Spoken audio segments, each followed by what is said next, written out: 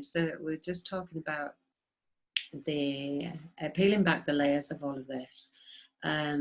We've been claiming against ourselves all of our lives and creating this fraudulent system that we call legal because of it. And so the simplest way to try to get this into your head is that if you don't lay a claim, then you haven't committed any fraud against your soul. You haven't committed a fraud against universal law. And we were talking about this in the last meeting about how the irony, the ironic state is that they're actually there preventing you from committing that fraud against your soul. So, but if what they're doing, you would never have needed to even consider, am I committing fraud against my soul, if a system hadn't been materialized into reality that would coerce you into suggesting that you ever should be required to do that. And so when we talk about this quiet title, you're quietening the presumption of the claims that they are making that you might make. So if you read the Black's Law Dictionary, we talked about this before, and you have a look at quiet title. Normally a quiet title is to rebut a claim that somebody else might make against something that you've already established as a claim. But even that, in that definition, is fraud, because it's still requiring us to lay a claim. So when you actually look at what it actually means, a quiet title is quieting the presumptions that they can make that you're ever going to make a claim. Take it one step higher. It's this is supposed to be to rebut somebody else making a claim against something that I've already claimed. What if we weren't claiming anything? What if this quietened all the presumptions of any claims that I've ever been supposed or implied to have been presumed to be making of a claim that I never had the right to do so? So when you use that Minister Emoven card, you heard on the video there, the policeman actually said, "We're stuck." And yes, you are. You know, and I'm quite happy to accept your offer of intercourse, and I'm quite happy to disclose this information, but upon your proof of claim. So because they haven't got a proof of claim, what they've had to go and do is to try to create paperwork that would imply that the conveyance that they took was actually cleverly disguised as a vehicle, and in doing so, they have overstepped their own code, which obviously we know they do. But the manner in which they obtained that property without an outright theft, the keys were actually removed from the property of Minister Emoven while he was in the holding cell. So that in itself, if we've got these, imagine that you're a police officer and you're in it for the right idea. You think that you're there. You think that you're upholding the rights of the people and you're protecting the community from criminals. And suddenly, you have a conversation like that on the phone where, you could hear him towards the end shouting in the background to shut me off. That was the chief inspector, or the chief constable in the background, it turns out, from the communication that I've since had. Now, this is in their police handbook. And you can look at one that I had a copy of on this laptop, which I won't share with people this year. It's gone. It's the police arrest and restraint, and you can look in there and see yourself that they are warned that it is a criminal offence to force somebody to identify themselves. Why? Because the only thing that somebody normally, because it's fraud against your soul, that's why, to identify yourself. And it's the party forcing you to identify yourself immediately is guilty of statutory rape, because they're attempting to rape you of your rights by you being forced into commercial intercourse. And intercourse, whether it's sexual or commercial, without consent, it's rape. So it's putting people into that situation. So here I am, I'm a policeman, a policewoman, and I've come here to do this great job. And suddenly I get faced with those facts that if I am causing you to break the law, then anything that comes after that, they're calling it legal or vehicle or driver or act, road traffic act, it's all lawful. So you haven't got any legal remedy to offer us, because your system stems from an origins of act of fraud. So it doesn't matter what else it is that you may or may not have to say after that point. So you've openly admitted to breaking the law. So if you've openly admitted to breaking the law, and then because you've already told me that you've abducted a man, you don't know who he is, and you're calling me because you've looked on Googled it, so if your point of reference is Google, well, bloody hell, this is the level of investigation that we have as a service from our local police force. It's crap. It is complete and utter crap. So why are we still allowing them to be there? Why are we, and the reason why is because everybody is still using that legal fiction. Every single household, in every single community, let's look at Lancashire as a whole community there, all of those people that are registered at those addresses as non-commercial property, which means that it's commerce, because the non and the hyphen cancel one another out. So you're actually living in a property that's deemed to be commerce, and even their legislation clearly states that a residential building hasn't got council tax liability. But there you all are with your council tax neatly tucked away in your legal fiction name. And that is the assumed and implied consent that you agree to anything that this shit show has got to dish up, because you've all still got a credit file in their system that you're allowing them to launder. And that's why, I've gone about throwing your birth certificates over the fence and going and giving them in at the police station. It is severing that contract of that presumption. Okay, so people have said on there, well, what do we do next? Well, you have an evidence of life form. You show due diligence. If I haven't got a birth certificate, call the Home Office and ask them, what do I use instead? What if I was never registered? What if my mum and dad were born under a gooseberry bush and so was I? What if I never had any corporate, excuse me, corporate certificate to imply that I had a contract with anybody? What would you suggest that I used in order for me to exercise my right to pass through the ports? If it's not the birth certificate, says on there not to be used for ID. Go and ask the questions and get the first-hand record them yourself. First-hand from the Treasury solicitor. Somebody want to say something?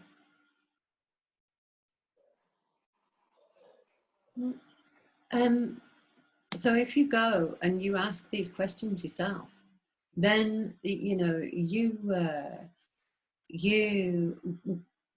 suddenly start to realize that everything that you have been presuming isn't true.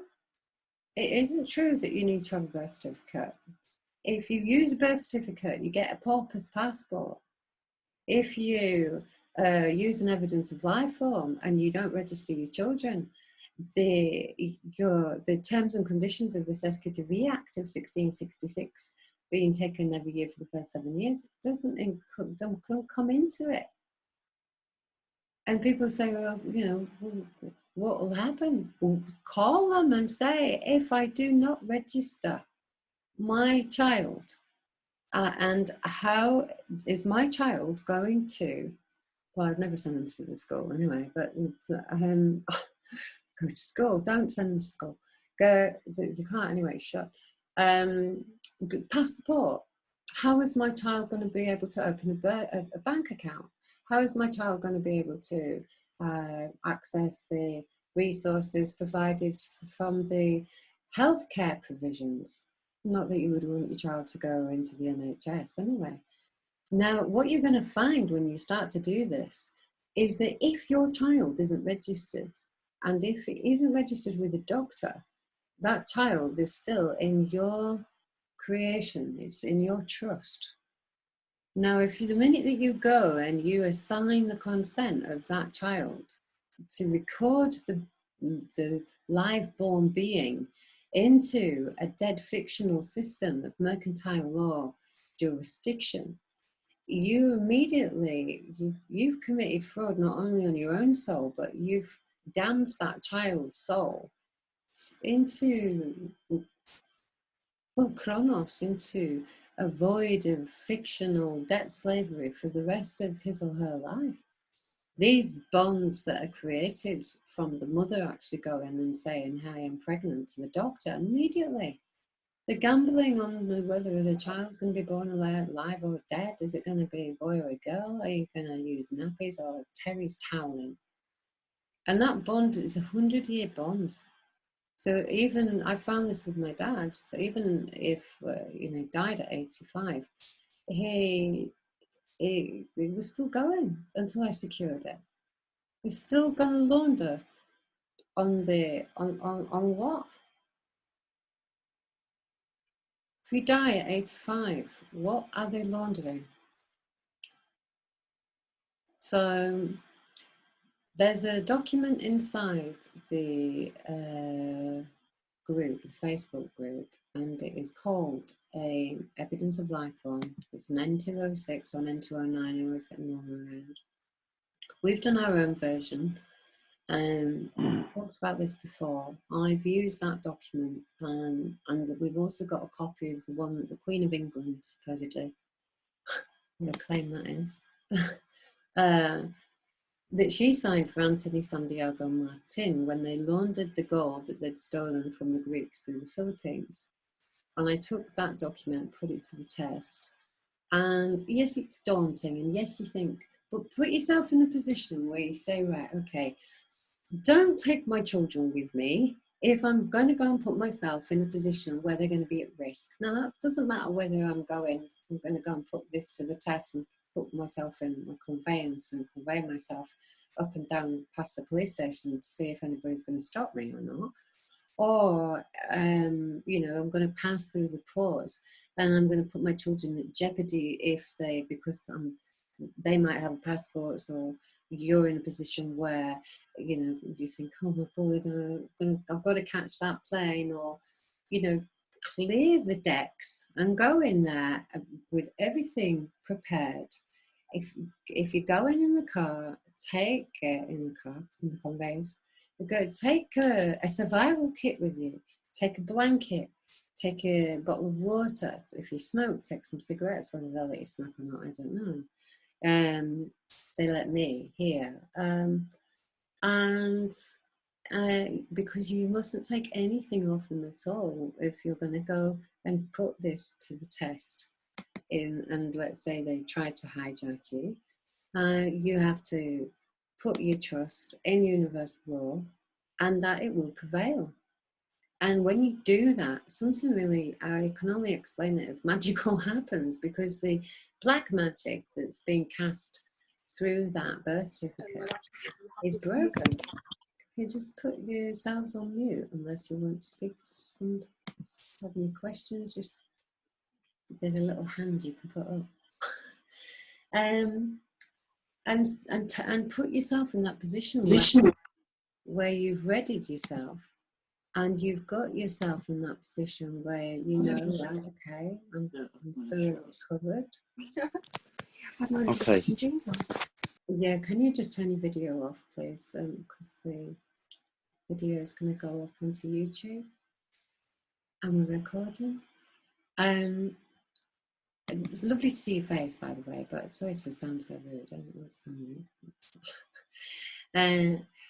What's what you want to do is really set your stall out, is what I'm saying, and say, right, okay, I am serious, and I've never been more serious about putting this to the test.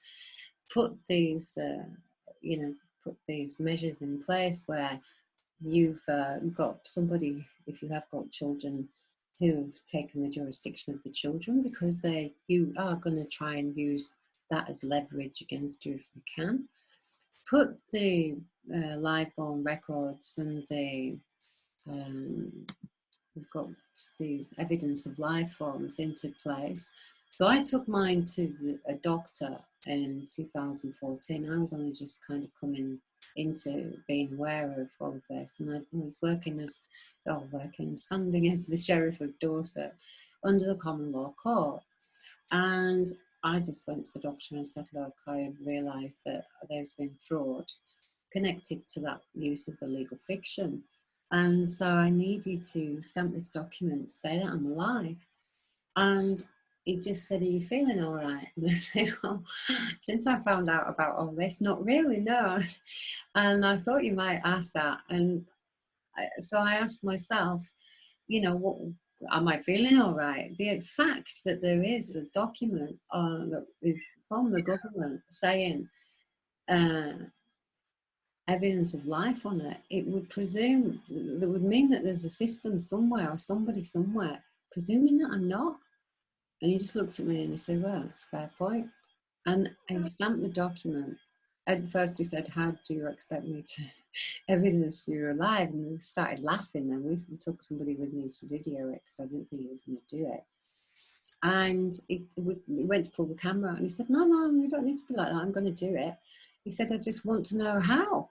I saw he had a foot, whether I should breathe in a mirror or take my pulse or my temperature or whatever. Anyway, he took my pulse and I think, again, breathed on a mirror. And that was it. He stamped the document. And I can only tell you that that birth certificate does something to you vibrationally. And that bell or whatever it was left me as I was in the car park, and I'd sit on a wall and I was crying and laughing at the same time, because the energy just, and that was the beginning of really this, seeing everything in a completely different way to the way that it had been projected for us to accept as definition of legal being lawful, or reality as it is, as it's supposed to be sucked up as reality. And so I went on a radio show a few years ago. When I first did that, a lot of people went to do it, and the doctors started to refuse to do it. The document was taken off the website. It was on the government's website. It was then formed part of the CFC court fund accounts. If you made a claim in the court, let's say I owed you money, we went to the court and we didn't settle arbitration, I couldn't then pay you, because now we have to pretend that we're debt things, and I would have to pay the court, and then you would have to prove that you were alive with an evidence of life for CFC 206, 209, and to actually be able to be paid out of the account, of the court fund account. So I wouldn't have been able to pay directly at that point, because now we're in the hands of mercantile admiralty law and we're all dead. So you would have to wash up then, and somebody would have to evidence you as being alive so that they could make the payment to you. Now, just that process on its own, explain to anybody with half a wit, I have to be evidence as being alive to get money out of a court fund account. Well, there must be somebody presuming that I'm otherwise than alive if I need an evidence of life form. So by you actually setting your stall out, saying, right, okay, I'm going to go and sever the contractual obligations that this birth certificate implies to me now. Not what anybody else says, but pick it up and look at it. What does it say to you? Does it say anywhere that you've got a right of use of that copyrighted logo? And put a post up, phone them and ask them. Speak to the police. If I don't have a right of use or a license to use something and I'm using it, am I guilty of taking without consent at the least? Yes. If I come and take your car, if I took your name and fixed a contract with it, that'd be fraud. And somebody did that to you. Somebody took a name, fixed a contract with it, and then said it was you. When you're going along, going, yeah, that's me, that's right, that's me. It's not. It really isn't. It's not unless you say it is. And that immediately is the claim that they're waiting for you to make. And so when you look at ecclesiastical law and jurisdiction and that man-made definition of what is, you can see that it's the word Catholic is katholiki in Greek. And katholiki in Greek means all universal. So they have created a church to supposedly uphold universal law. Which is all over the place, isn't it? And so by you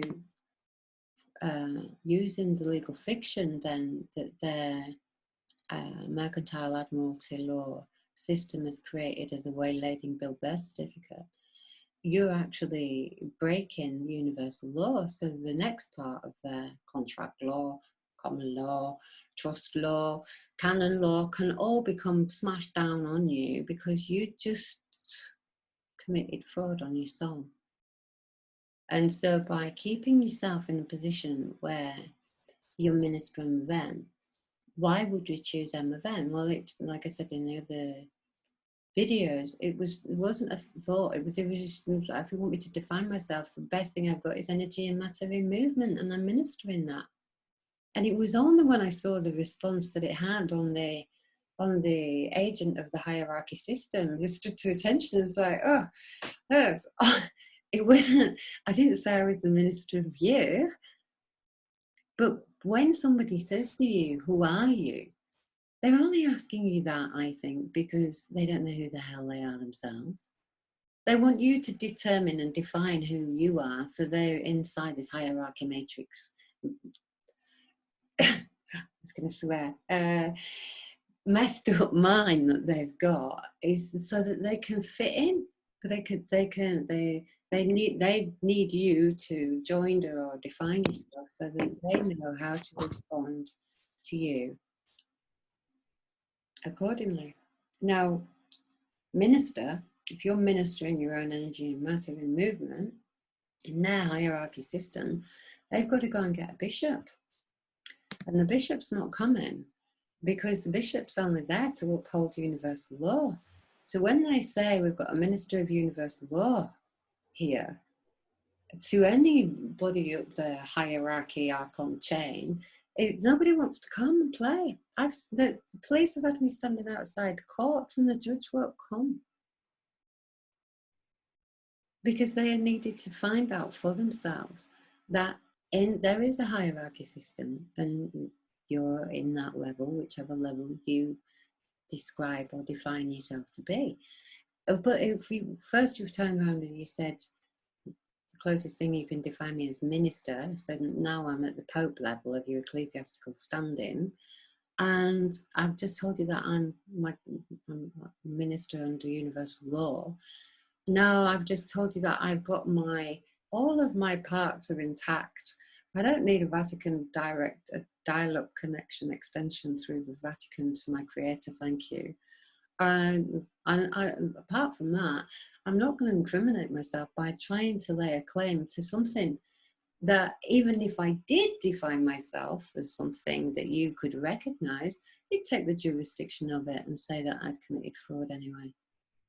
You'd say that that was yours. Even if I use the English language, out of contract with somebody else who's meeting me at the mind on the language. And so, you know, you haven't, a lot of people have obviously done lots of these steps over the years now. And one woman that is absolutely brilliant, she's been with private plates on 4 years in England. And the police only stopped her once, I believe. She'll probably come on and correct me, which I hope she does if I'm wrong. And she just spoke Spanish to them, right? So the policeman stopped her, where's your ID? And all she could think of was in mi casa, is what she said to him. Now, yes, it's funny, but that what went on there is pretty deep and serious, because she couldn't communicate. It's not meeting of the mind, can't communicate. So he's then on his radio saying, we've got a lovely Spanish woman here, and she got these number plates on we don't recognise. I've asked her where her papers are, and she says they're in mi casa. And so whatever was said in his earpiece, that was it. He just, off you go, madam, have a lovely day. Because there simply is no contract. Now, while I was standing screaming outside the House of Parliament a long time ago, at Occupy Parliament, and these guys were getting a right beating off some of the police, and I went over and I was right, I'm making you responsible now, Mr. Policeman, for you need to go and arrest those men over there and impersonate police officers because they're clearly breaking the law. And he just looked above my head and said, I do not wish to contract with you, madam. And it was the beginning and the end of the conversation. There was nowhere to go with it. Obviously, as I turned to leave in my dumbstruck state, I just, well, you contracted with us because you took the tax money. But even that I realise now is not true, because these people are actually going and paying for themselves to go to work. All of us have been. I mean, here they make no bones about it. When we've sat with the police and they've dragged us out of the banks and stuff for going in there and demanding the contract so we can make an offer of settlement. And the bank manager seen us recording and got a bit uppity, even though he's recording everybody. And so they came and said, it's in June, where's your ID? So we gave them the Minister Emoven ID. We don't recognise that. Well, you will in 5 hours. You'll know exactly what that means in 5 hours. So, you know, we'll go along to the police station. They try to take fingerprints. Invoke, by the power of universal law vested in me, I shall not commit fraud upon my soul. And it comes into you. So you can throw one very large policeman and one very small one at the walls. And they look at you and you look at them as if to say, where the hell did all that energy come from? And get you down into another scrum to go again. Do you want to go again? And they're standing there looking at you like the Incredible Hulk just shot out of your body. And then they come downstairs afterwards, after the chief of police comes screaming in saying, stop, stop, stop. We know who you are, Maria. Right, okay, I'll be Maria today. I'll be Mickey Mouse if you want. And off we go downstairs. Stop, stop. So we go downstairs, and the guy who tried to take my fingerprints obviously got wind now of really not so much of who we are, but what we do. We help people, and they can't pretend that we don't. We've got all of these video evidences. I mean, the lad is like a big community. If you do one bad thing here, everybody knows about it. In the same way, if you do one good thing, everybody's going to know about it. It's a very close-knit community, 10.5 million people only. And so even the police know, you know, that we're not the criminals. They've come and they've said to us, look, what do we do about it? We know that you're right. What can we do? Our pensions are at risk. And they've sat down and talked, you know, come and sever your contracts and come and do what it is that you say that you're here to do. Come and protect your community, and your community will stand surety to you. Because if you're not going to do it, they get out of the way. Because I've said to them, come with me and help me arrest the judges. If you're so serious that you know what I'm saying to you is true, and that your Hellenic Republic or UK government, HM government is a private corporation, and you know that, and there's the evidence for it. Why are you then putting a uniform on and pretending that you work for us? First of all, you've got to get over that psychotic state that you're in, and you can only, and then obviously the fear steps in as to, how do I pay my bills? Okay, we'll give us you 5 hours and we'll cover your bills for you. We'll stand sure, we'll take our 5 hours, we'll do all that paperwork, all of that wonderful fun that we have, rebutting these parasites for you. We'd love to do that all day long. And now I know that if I do that, I can turn around and say to somebody, right, can I have some of those apples off your trees? Yeah. Can we put them in a veg box? Yeah. Can I come and help you grow some food on that land down there? Yeah. We've fed people here from our community with all of the food. 5 people did that. There's photographs on videos, a little bit of video on the Emoven channel about, just what you can achieve with just 5 people and access to the right of use of this land. That's what you've got back now by being secured party creditor. All of this debt settled. If you understand banking and business and finance, you understand, or you comprehend nothing, first of all, because it's all fraud and it's all fiction. But the demographics of that non-geographical state of fiction and Delaware company and legal fiction system has got a code to it and a process. And we all know that if you do not pay your bills or debt, whoever secured the loan, let's say for your mortgage, for your house, can come and use your house as collateral by sticking a charge on the title deed that you think is yours, but it's not, because you used a legal fiction that you didn't have the right of use of in the first place. So when we talk about crediting the legal fiction, you have retired from crediting that legal fiction, or you haven't. And it doesn't really matter what else we do or don't do, or a bit of paper we wave in their face, or the number plates on our car, if we're still using slave tokens. And that's why kindness credits is so important for people to put into practice, because immediately you've severed the contract. I can go and take my number plates off, and I can do all of these things and drive around without any papers and open these shops. But if I use those slave tokens, I'm back in their system immediately, because I have accepted to be obliged to perform under the unwritten contractual obligation of the use of another piece of one of their papers. So by not doing that, and by having this very simple exchange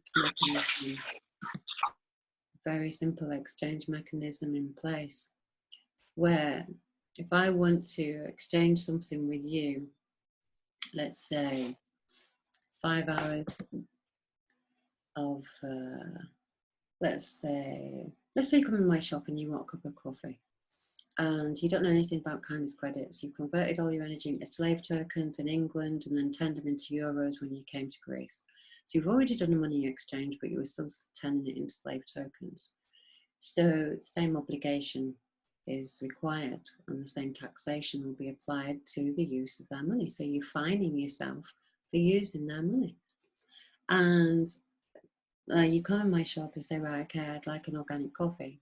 Okay, well, if you give me euros, I have to charge you €4.50 for the coffee, because I need the license, I need to charge tax, I need to pay tax on my suppliers, I need to pay my debts, my bills, my insurance, my tax, my electricity, blah, blah, blah. But because you just stepped into Kindness Credit Outlet, I don't have any of those liabilities to pass on to you. And James, just leave yourself on mute, will you please? Unless you want to ask a question, in which case there's a little button you can press to raise your hand, because it's quite disconcerting talking. So you want an organic coffee, and if I take slave tokens, then you'll have to give me £4.5 of your energy. Now, when we're talking about pounds, this is pounds of flesh we're talking about. Your £5 note is backed by blood, sweat, toil, and tears, according to Winston Churchill. And it literally is that. It is your sweat, debt, equity that's gone into that. I don't want that. And so I want you to keep your energy. I want just give me 50 pence of that instead of £4.50. And I'm going to give you a rock. But I can't take that slave token at that point because that's my POS, point of sale. Now I'm doing a money exchange. So I take your 50 pence and I give you a rock. And then now we're in kind of credit land casino, if you like. You've all been to the casino, I'm sure. You all know how you change your money into chips. And so then I said to you, is it a cup of coffee that you want? Yes, I'd still want that coffee. Okay, well, it's one rock, please. Now, I've got the 50 cents to pay my supplier, haven't I? And I've got the rock. I write the receipt, one coffee, one rock. Now, I don't need to charge anybody any more than that because I don't need to make profit out of you. Because all my liabilities are covered because I used my share of this planet and the rock that I've got the right of access to and my mind to be able to offer some kind of surety to the people in my community that meant that they didn't have to continue to pay for things that were already theirs. They came and they said, let's give you some money. No, I don't want your money. Give me your honey instead, and your oil, and your wine, and your cheese, and your breads, and your salads, and your, we'll open a shop, and I'll show you how it works. So we did. And so then, obviously, everybody found out, everybody saw the police running away, everybody saw the FODA, the tax running away. So we've done it here now where I am in Delphi this summer. Police had come, this guy hasn't got a license, and we've got this beach bar. What are you doing here? You haven't got a license to come here. Don't come here and ask us if we got a license. You agent of a private corporation that we haven't got a contract with. We don't use your money. We use our own currency. And so we're in the private. So where is your license? Where is your assignment of consent? Haven't got one. Why? Because we didn't give it to them. And so when you look at those documents and you talk about assigning your consent, first thing you've got to know what it is.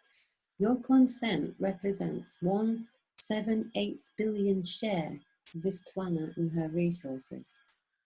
And your consent that you give to credit that legal fiction hands all of that and your potential creation, and any that includes your children, any business you might create, any patents, any intellectual property, all handed over to them because you use a legal fiction. So a lot of you have come through because of this, the secured party credit filing that we've done, that Companies House very kindly gave us a receipt for it. I mean, I know that you get it at certain levels. It would have been much better for us to have a receipt that said secured party status has no standing. That is what I wanted from them. The the land registry, they sent us one saying we do not accept debt equity swap. Bloody brilliant! Because if you don't accept debt equity swap, then you can't put a charge on somebody's house for a claim for a debt made by the bank, can you? Or the council tax, or Department of Work and Pensions, because that's a debt equity swap. And you just said that you don't recognise them. That's what we wanted. Now, so obviously people who understand this at that certain level are like, yay, look what you did. This company, anybody can record a company inside Companies House.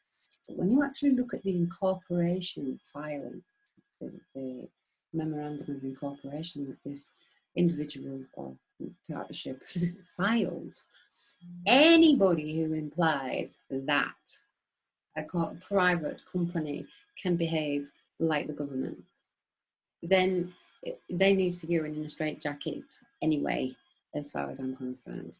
And whether that's secured inside Companies House or it can't dissolve itself and hand whatever assets it's got squirreled away somewhere back to the Crown Corporation as Bonner Cantor, or whether it's, it is the government. Now, HM government was already secured, but because this information didn't get out to you, the HM government was trading with the foreign government inside the Securities Exchange Commission through the Securities Exchange Commission Act, 1934, and the Indenture Act. Now, if you want to, go and have a look at all that. See where it says that a private corporation can behave like a trust. It cannot. Put that up against mercantile law, Amendment 5. The party standing surety is to have all accounts passed to it. So here comes your government now. So here's a private corporation. Hello, I'm HM government, and I'm going to stand surety to all of your liabilities. Now, what happens? All the accounts have to be passed to me, don't they? Because I'm your private corporation. And what do you guys have to do? You have to buy them back. All of those things that I have stood surety to now, you said that you wanted me to look after you. So you put all of your rights behind a legal fiction that I gave you. You use this number that's also mine. You put your car, these numbers that are also mine on your plate, on your DVLA, as your registration plate, so your car's mine as well. You come and you tell me that your children have been born into the system and you want to register them as well. And, I for the incapacitatedness of the population of this planet, we deserve to be prosecuted. But for doing those things, for supporting and operating a slavery system, for handing all over our rights, but it isn't the right of claim that we're handing, it's the right of use of this planet, and the right to use her right is what we've got. Not a right to say, oh, there's a bit of fence and that bit's mine. No, wherever you stand on this planet, you have the right to shelter. You have the right to sustain yourself freely and support your family. You have the right to contract or not contract. And anybody, whether you're a little company registration number inside a company's house, whether you're a company's house, whether you're HM government, whether you're the Vatican, whatever it is that they have tried to create as an authority, you are the author of all of this. And you take back your authority and you stop giving it away and you say, right, okay, I never even thought about what it was that they were doing up until now. I never even cared until now that, my water's poison, I've got fluoride in it, I'm GMO food in supermarkets, and I'm paying the tax because I was all right at this point. So the coronavirus had to come and smash you in the face and give you a big wake-up call to get you all to the point where you are at now, where hopefully you're ready to learn the restoration of rights of the creditors level. So the restoration of rights of the creditors level, which is where we're at now, we don't need to, another 2,000-3,000 of you all to come in and suddenly need to do all step one again. You already are secured party creditors. You already are universal law community trust because you made out of it. We missed the trust bit. We were just universal law community. We didn't know what the hell to trust, and we didn't trust ourselves. But now we're in a position where we can say, hand on heart, honestly, none of this would have been done without us. They could not have created bombs, weapons, and war without us. They could not have used our share of the planet's resources without us. So if it is us that did it to ourselves, then it's us that cannot do it to ourselves in exactly the same simple move of how do you determine yourself first? Then what do I determine as a community of people who trust themselves and trust in universal law, all standing together and saying, right, now what have we got? A company of people. Who's going to take care of the water supply? So who loves growing food? Who loves engineering? Who wants to create free energy devices with some of the amazing people that we've got inside this trust, designers of turbine engines, people who have got these amazing intellectual property designs in their heads that they never thought would get realized are all now coming to fruition. And just by you connecting together and saying, look, okay, if she's talking bullshit and it doesn't work, then what's the worst thing that can happen? I just have to pay my electricity bill again. I can't get any worse than it already is. So we had to get, unfortunately, to the point where we haven't got anything left, we think, to lose. Obviously, we have, because it's always there in your hands to decide whether you give it away or not. And so going back now right to the beginning of the conversation, they can only keep you 72 hours without laying a claim. If you do not use that name, they cannot initiate, like that policeman said, we're stuck. They come to you and they'll tell you that you're going to go to prison for a very long time for perverting the course of justice. Okay, well, I'm happy with that. I'm happy to go and examine what your definition of justice is, because my definition of justice is that there is no justice in your legal system, first of all. And so any action that you might try to take against me will be demurred in a jurisdiction that's forum non-convenient, because you need to get a bishop. Your magistrates don't hit, they're hitting above their weight, the boxing out of their level. And so you need to get at least a judge and a jury, and then all the evidence will come out and you'll have your lesson, Mr. Policeman, taught to you in the kindest possible way, which is that you're going to be the one in the dock because you have actually coerced me to break the law, or attempted to. And if you're coercing me to break the law and wearing a magic uniform, then you are automatically guilty. Like I said in my video, of impersonating a police officer, that's 7 years. Statutory rape, 7 years. Looking at a total of 21 years. And okay, everybody's like, yeah, but we won't get it there. There is a guy who actually did this. I'm talking about in England now. I mean, obviously I've done this over here, and we've actually put the whole system in the court of state, and the actual case was nearly taking place on the stairs, because it's all about what is valid ID. What is valid ID if the example of validity comes from an act of fraud?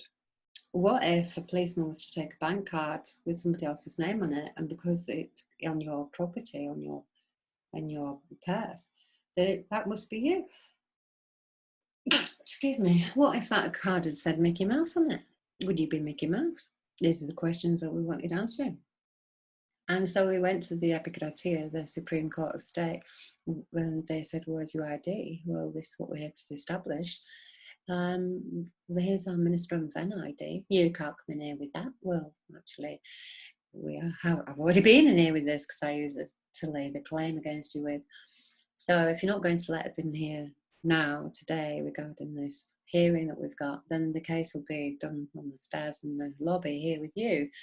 Or would you like me to use the bank card that was used to initiate all of this case in the first place? Because if you don't let me use the bank card of the Minister of ID card, which is what you allowed me to use to lay the claim within the first place, saying those two things are void, what is it that you've got? Because never have you seen any evidence that, by your definition of what is valid, have you seen me lay a claim to anything that is yours. And so they made the phone call, waved us through, and off we went in and got the guy out who was still in the prison. 7 days later, he was out. So all I can say is, set your stall out. Don't fall for anything that they would try to entice you to. Imagine them as like the entities of committing fraud upon my soul. You've manifest these people to appear real, so that you can practice. Have you got this yet? Have I really got this yet? Do I need to practice a bit more? Am I Minister Emoven and I'm indefinable? Or if you can put me in the situation for long enough, will I become the Vatican debt slave? And only that, that is down to you. If you do that, obviously, at some point, everybody's got their cracking point, and they know that. That's why it's 72 hours. But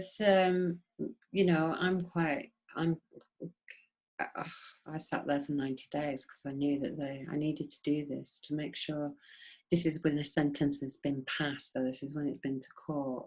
Okay, so don't mix these two stories up. One, the first step is if they stop you, don't join her, and they've got 72 days, 72 hours, sorry, to try to lay a claim against you. At that point, this is where they pulled the bank card out. Then at this point, to try to hash up some legal case. Now they think they got the legal name, but they chose the wrong card. Now with then I've taken that as Minister Emoven, as the liability holder, as the trustee of that estate, and gone in there then to demonstrate to them and to close their courts in doing so as well. That there isn't a contract in existence that isn't created in fraud. There just isn't. And so then a sentence was executed for 5.5 years against that legal fiction, and they tried to, I went with the paperwork to see whether the asphyxia, the injunction that I'd got from the Supreme Court, would have any standing. They had to keep me 10 days to find out whether they could execute this 5.5-year sentence. Then they did. And, I'm standing there in the prison thinking, oh my God, what did I do?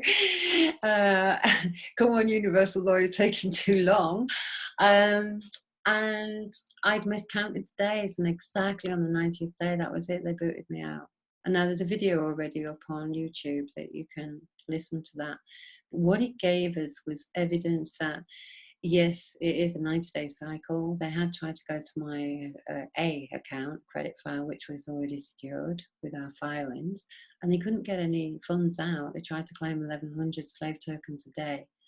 And so by keeping me in there, it cost them 1.5 million, 1.1 million it was. And that's what you want to be aiming at. The only way that you can affect a corporation is by hitting it in its profits. So what do? Go and secure HM government. That lost its credit rating, and the day that after that we'd done that, the stock market crashed, and then they had to stop trading and inject credit, open it again, and bang it in again. So suddenly you've all got coronavirus, so that they can launder your belief into that pot because you all stop believing the critical mass in legal fiction. So I'll stop there, that bit. And we've got a couple of people with their hands up. Who's that one? Panny. Minister Emoven. We'll just call you Minister Emoven, or you all Minister Emoven. Makes their data worthless. Well, I call myself Pani, and I'm the administrator of Paniotis Theodulu, which is the Crown Corporation. I've done a lot of work. For 4 years, I've been pushed into this from Scottish Power, from the so-called police force. They've just committed crimes upon crimes, and I'm actually serving them all at the moment. But I love what you're doing.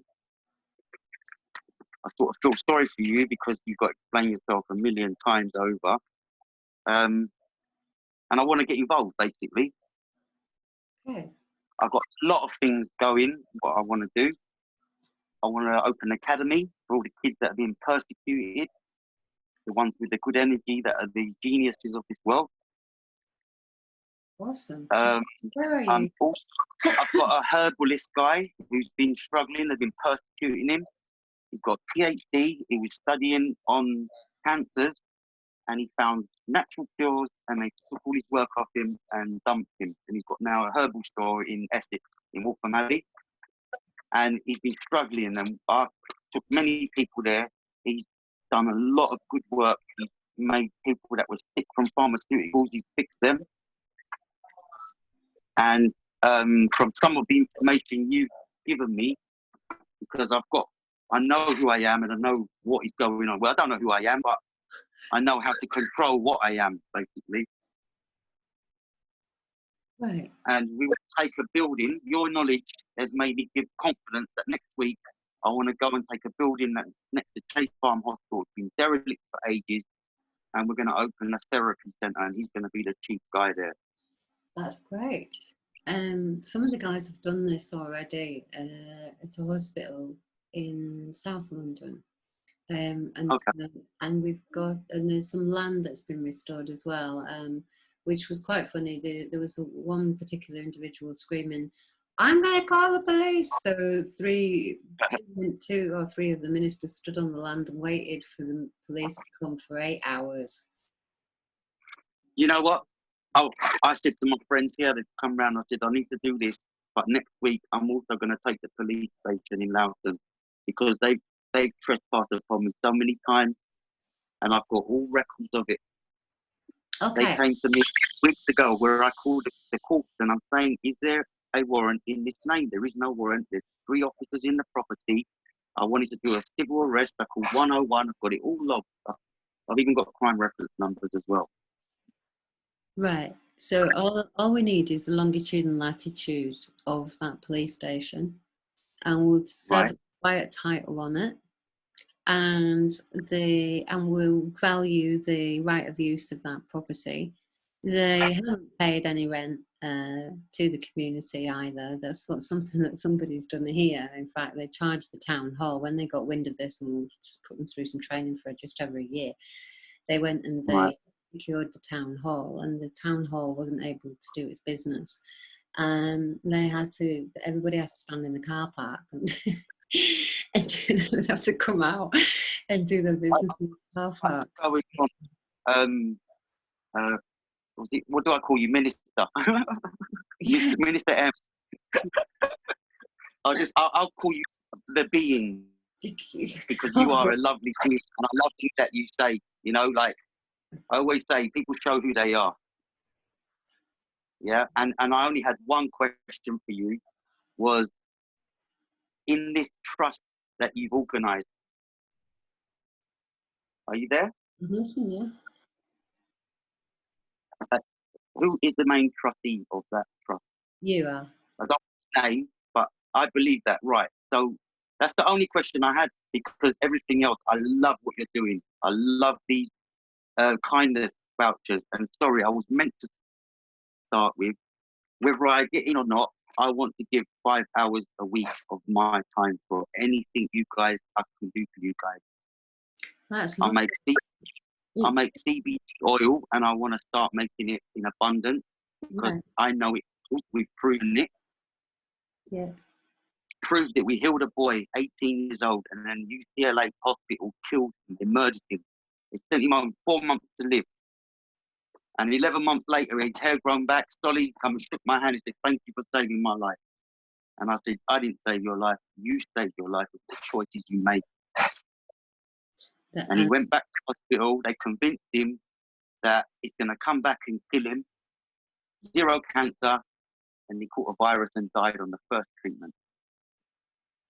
And since then, God rest his soul, I've been studying 18 hours a day.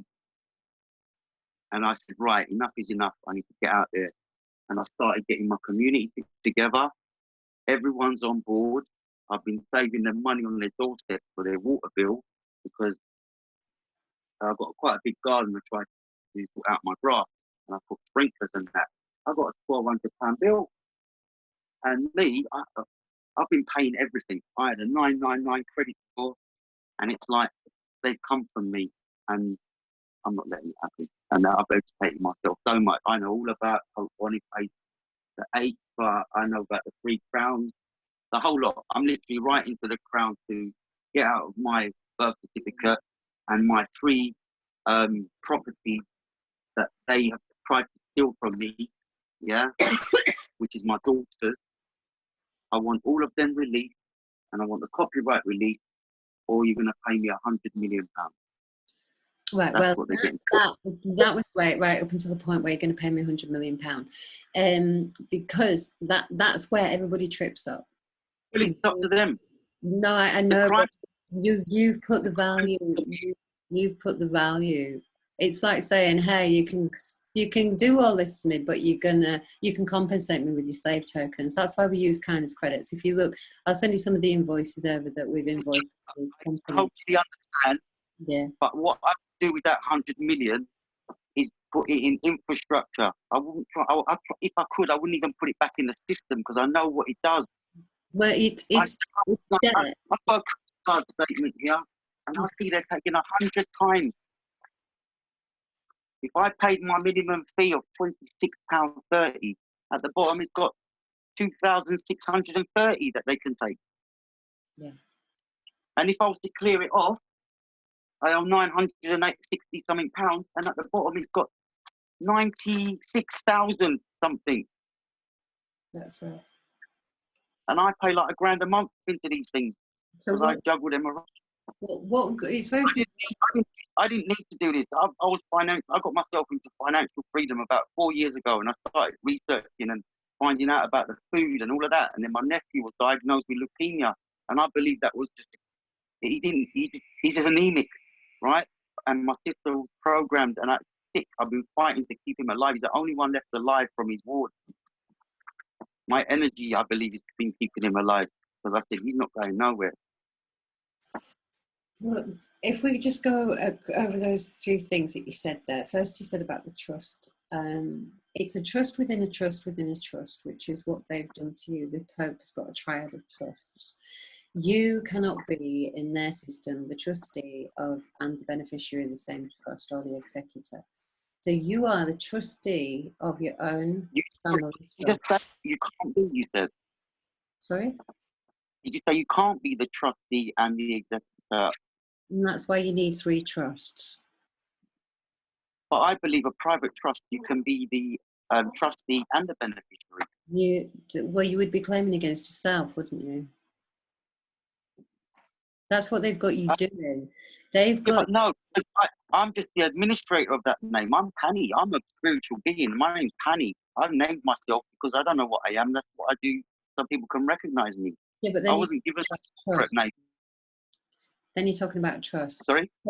Then you're talking about trust. So you are the trustee of your family trust. You are the executor of all of the community's family trust together. So that's how you create your council or your equivalent of a council. Your trust.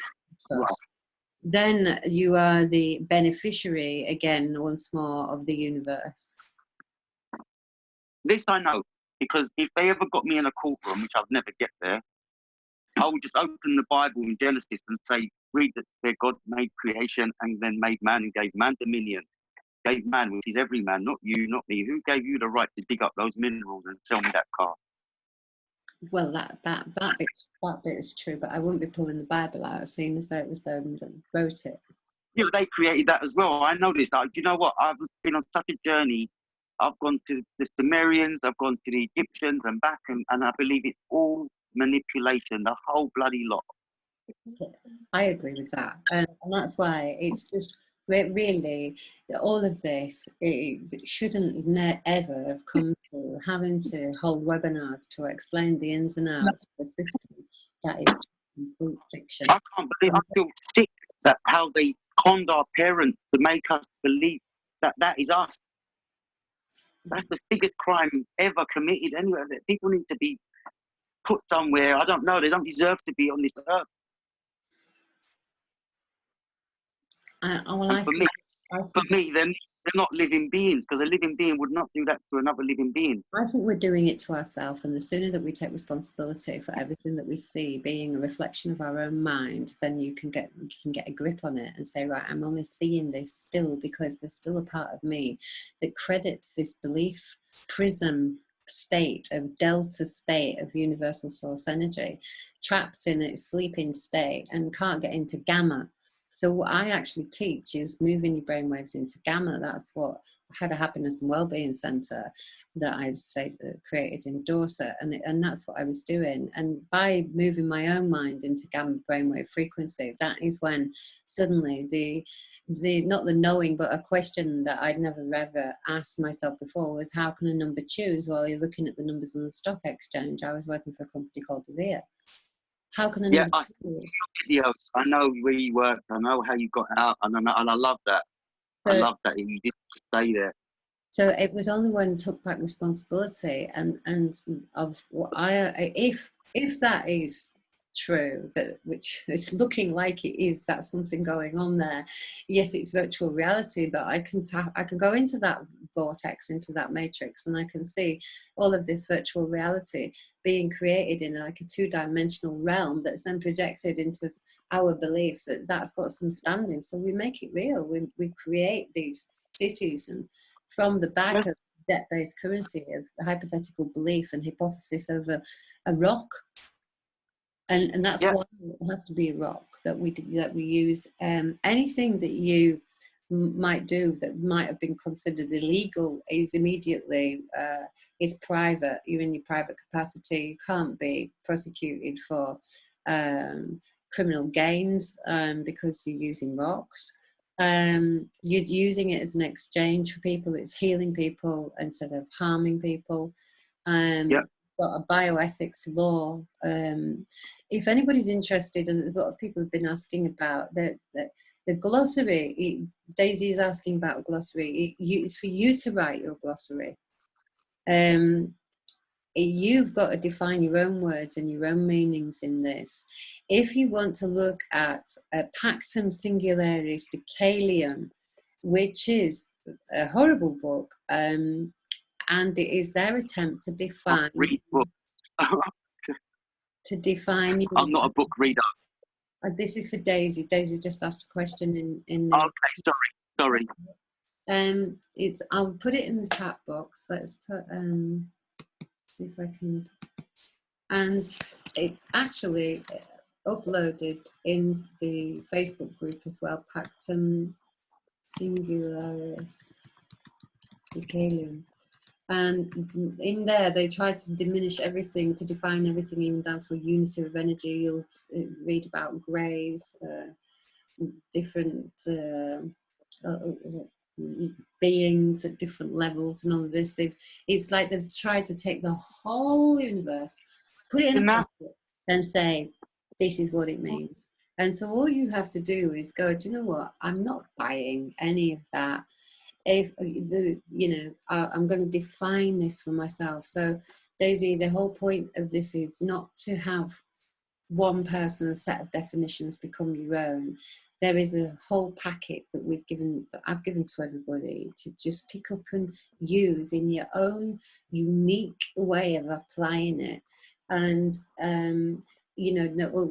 we don't want a government. We don't want somebody, telling you what to do, and you don't want somebody telling you what to do. But if you feel comfortable that you've got a community around you who are all like-minded people and all going through this practice of this now together, then the fear has gone.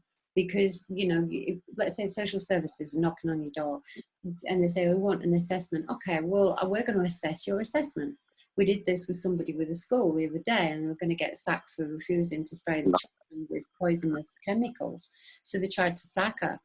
And instead we've gone in there and said, look, we're going to assess your assessment. So we're on the other end of the phone waiting for this assessment to go ahead, and put the phone down because you've taken the jurisdiction back. You're not accepting their definition of what is anymore.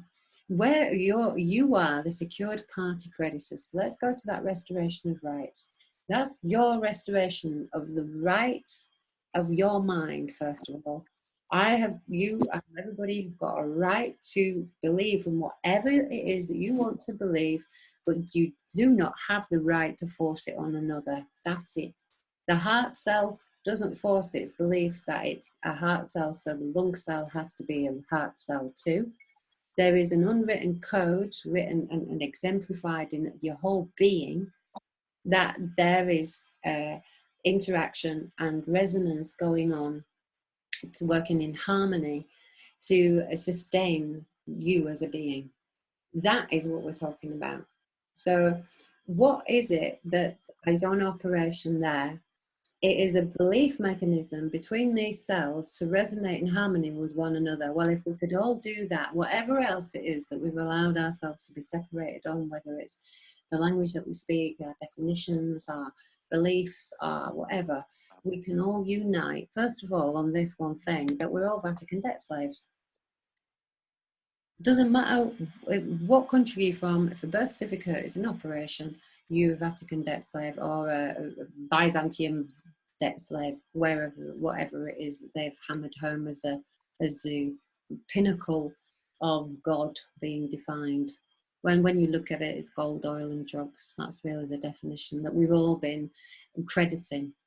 And so you can say, right, okay, well, I don't know whatever else it is that I could put my credit into, but as long as I'm not crediting that bullshit, I'm reserving my rights to meet these psychotic beings at their mind, at that level of their mind. So there's no contract.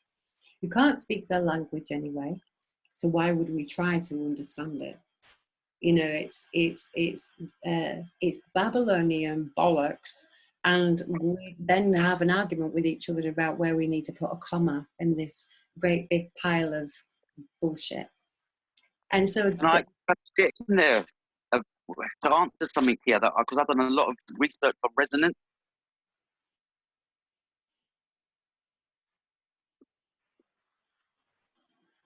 Is that okay? I'm sorry, Panic. You've got what about resonance? Because what you're saying about putting a comma and all that. Yeah. Well, what I've been telling people is that the reason that we are so confused is because our two brains are not trusting each other, the heart brain and the conscious brain. Because of the frequency, we might have to say comma, we might have to say full stop, I believe, but I don't know yet. I have to do more research on it. Because if we're speaking with a negative frequency, our heart brain doesn't trust it. Does that make sense? Yeah, that's what gamma is. When you move, you connect your heart to your brain using gamma. That's why I feel I'm getting. Mm. And so But you from your heart, everyone's confused. say that again. So I don't know if we have to say the comma or the full stop to make the complete frequency correct for the heart to understand it. I think you just got to feel it instead to fit, and that's what trust is. When people came and said, "Right, okay, what kind of trust is it?" And here, I mean, we don't recognize trust in Greece. Well, of course you don't. You would recognize trust if it jumped up and grabbed you around the throat, because you haven't got any, unfortunately, because you've been absolutely hammered throughout the centuries, millennia by the Roman system, and now you're picking up Roman civil code and calling it Greek law. So I don't expect you to recognize trust because you can't feel it. But that man over there recognized trust, and that's why you can't speak to him, see him, or even consider him. And that's why you've got to speak to me, because he has put his trust in me, meaning that you haven't got any assignment of consent from that man over there. Did you give your rights to that woman? Yes. Yes. Why didn't you tell us that before? And that was the end of that, because you cannot have two masters, can you? You cannot grant your rights to the Vatican system if you've already put them inside a Universal Law Community Trust, and the Universal Law Community Trust has said, "Where's your claim of commerce? Was this an indefinable being committing commerce?" Well, yes, because he had the commercial plates on. As long as you don't imply that you consent to any of this, and you thoroughly rebut the presumption that you're there to cause any controversy, then there is nothing that they can do at all until the point where, you've got a little bit uncomfortable, you've had enough now, I want to go home. Okay, I'll give you the name. Even at that point, you're under duress at that point. But only at that point can their system start to initiate, because that's you handing over everything that you didn't even know that you'd got to them on a plate. So I knew that when I'd gone into the court in England regarding some land that we took at Magna Road in 2015, that I was going to say Your Honour, because I knew it was indoctrinated in me. And so I wrote my own glossary, and the word Your Honour meant that you hadn't got any. And so I put, and obviously other words in there as well. And I presented the glossary to the court before I even opened my mouth. And by the time I finished, the judge is screaming, "Stop calling me that!" Because I'm like, "Yes, Your Honour, no, Your Honour, yes, Your Honour." Because he knows that I have defined it. And when you start to, the other videos that you'll see where we've gone in, we put a load of people in the court and said, right, when I come in, I'm going to shout, all stand for universal law. And you take the jurisdiction of the court into universal law. And they did. And even the prisoners who were nothing to do with us and the other people that were in the court all stood up. Why? Because it's critical mass. The monkey see, monkey do. So when you see one another opening your shops with a COVID clean sticker in the window, and one another sees one another standing the police down because you haven't got a contract with me, so if you don't clear off now, I'm going to arrest you. And yes, they're going to put your arms up your back and throw you on the floor and inconvenience you. But you know what? For me, I would rather have a few hours or even 90 days or, I don't know how long I would stand it, rather than come out of a so-called prison into an open-air prison where the prisoners think they're free.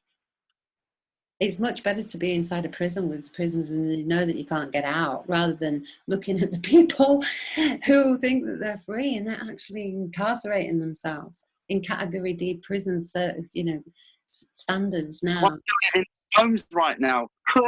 Pardon? Everyone's incarcerating themselves at home right now. I can't believe it. Oh, you've got to knock on the door and tell them that you're from the secured party creditors of HM Government, Universal Law Community Trustee, you are. And I've got the antidote for you. Yeah, you know what I need? If there's any like-minded people in my area, because I'm alone doing this. There is. I'm trying to get the community on board. I'm doing so much, and I need people on board so we can get things to happen fast. So I've got so much going on. This restoration of rights, let's cover this then. So everybody knows that, like I said, that a collateral can be used as a debt equity swap. So they wrote this, not us. Okay, so you're just using their code back out. Yeah. And that's why they can't come and say you can't do this thing, because they can't do that thing that they're doing if you can't do it too. Because you've only learned. Hmm? You've only learned what they're doing, haven't you? And you're using it against them. This is what I've been doing. And everyone needs to understand that and get themselves up and stand sovereign, stand with their energy, should I say. The people say, is it legal? Well, unfortunately, yes, it is legal, but is legal lawful? Well, we're just settling the debt now. We were the ones that created the debt by not showing due diligence about who or what it was we were granting our consent to. We now realise that a huge debt has been created because of that. We then remedied the debt and notified these corporations that if you continue trying to trespass on our share of the planet and its resources, you'll be entering into a commercial agreement with not our trust, but our company. The world needs to thank you for that. The world needs to thank you for that, for what you've done. Yeah, when I saw the corporation and then I saw the whole, it can't be done, and I saw your email, I said, I need to find this woman. I love this woman. She's just saved everyone, or given us 6 months leeway, should I say. It's not the whole thing. It's not this is what I was trying to you say, I've been telling people all day today, go on that website, click your freedom, please. It's not that company that we're secured to. We're secured to all companies. If you look at the filing, it is everything that they claimed in their filing that we've said.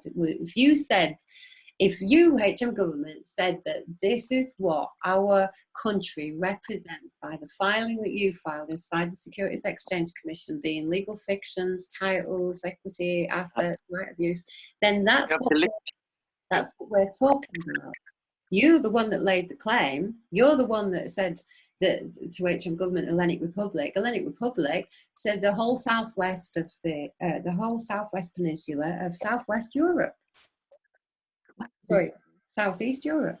Well, okay, that's what you said was going to be taken as collateral for the debt that wasn't settled. So here's the debt that wasn't settled: 10 quadrillion for you, 37 quadrillion for Hellenic Republic. We did this last year to Hellenic Republic, and that's why they tried to give me 5.5 years, not just because I was making cannabis oil. It's not. You're making medicine. This is what I said to my mum, for God's sake. 2020, in 1980s, I would have thought we'd have robots doing stuff for us, and I'm making medicine in my garden. I said, something ain't right with this world, Mum. Oh, and so, and it's us. Trying to learn Dad as well, and I've stopped it. So the restoration of rights, you've got 10 quadrillion to offset any collateral against as what the way that this whole system works. They had to create a liability for them to create a ledger book that then needed to be settled. So what we've done is we instead of us creating the liability, they did. We put them on notice. We know what your game is. If you want to continue to play it, these are the terms and conditions that you'll be accepting if you try to lay a claim against one of our creditors. 20 million for the use of the name. Why is it 20 million? Because that's about an average what they use to launder you on a daily basis through thousands of their accounts on the stock exchange. So over time, obviously, that built up. This is not just HM government. These are all of the little companies that the HM government have created to pretend that it's not really the government who are selling you your rights back.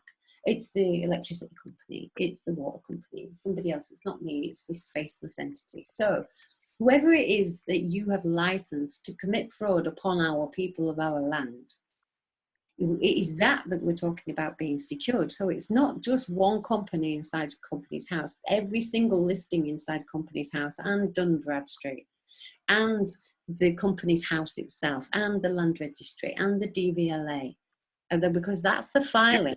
And everybody's missed that bit because, unfortunately, Robert didn't learn that bit, and he's just looked at, they've managed to stop company's house. No, the reason why you've got coronavirus is because Her Majesty's government lost its AAA credit rating on the 25th of February this year, but everybody didn't hear that because it took somebody else's, it took a different level of comprehension that he hadn't got to explain that, and that's what needs. Sorry, you could show people. Most people. It's sad they program so much. You could show it to them, black and white, in front of them. And if BBC News says it's not, they would listen to that instead of the evidence in front of them. It's so sad. Yeah, and this is why it's really simple for people to understand. You've already been living this. You don't have to ask me, is it legal? If I come to your house and I'm from the bank and I've got a piece of paper that the court has said that this has been peacefully surrendered by the creditors as a debt equity swap, are you out of your house?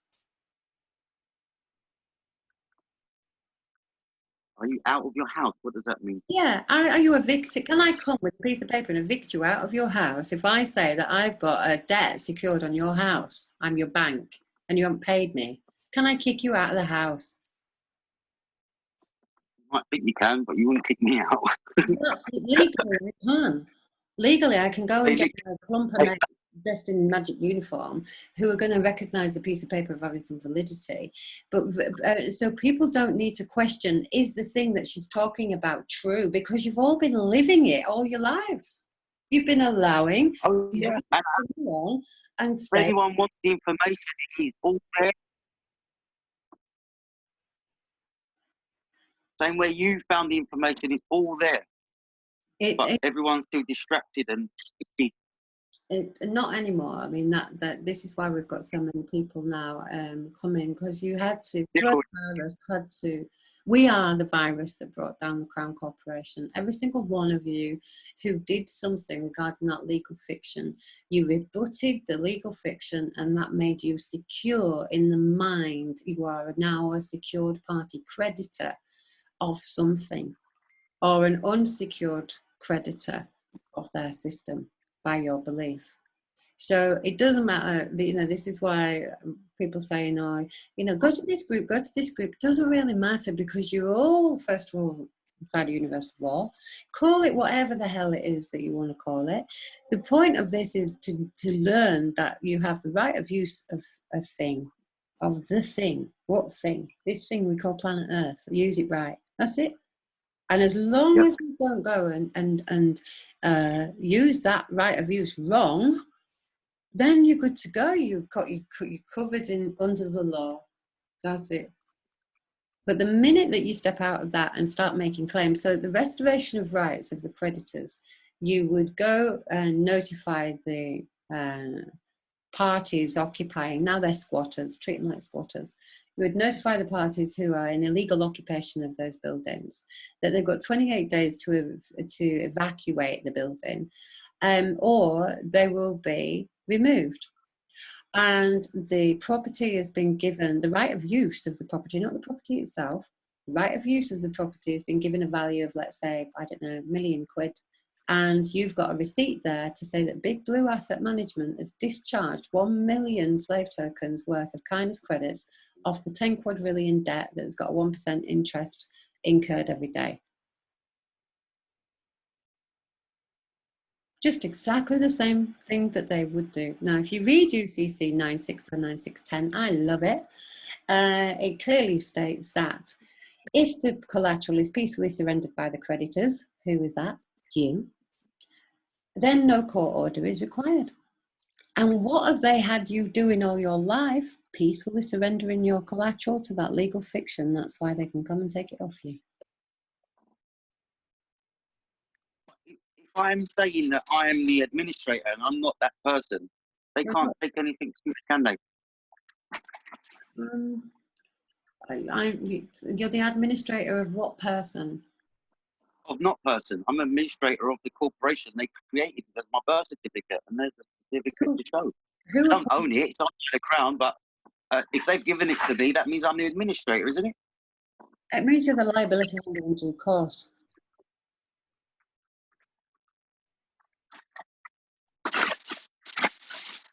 Okay. That's why they've been able to. That's why I said I'm going to write to them to release the copyright and to release my property. That's not your, you didn't create it, did you? That's not your copyright. You didn't create it, it's theirs, and you're laying a false claim. Yeah, but like I said, yes, they've done that, and they've got my parents to bring me up to make me believe that that's me. That doesn't, that's just incapacitated legal minor. You haven't reached the capacity of legal majority, which is why you're considered to be no greater than 7 years old and lost at sea, because you're making a claim to be a dead thing. That's the CFR 31363.6, isn't it? Where it states a minor is somebody that has not reached the age of maturity. And then it says a minor is also someone that has reached the age of maturity but has not reclaimed their estate. And what is the estate? Is the trust, isn't it? No. Well, it is your trust, but what is it? It's your and they're controlling, and no one believes anything about it. They've been doing whatever they want with it. It's disgusting. It's your state. I have to do what I can for the poor people that have been persecuted to stand there and say, yeah, that's me.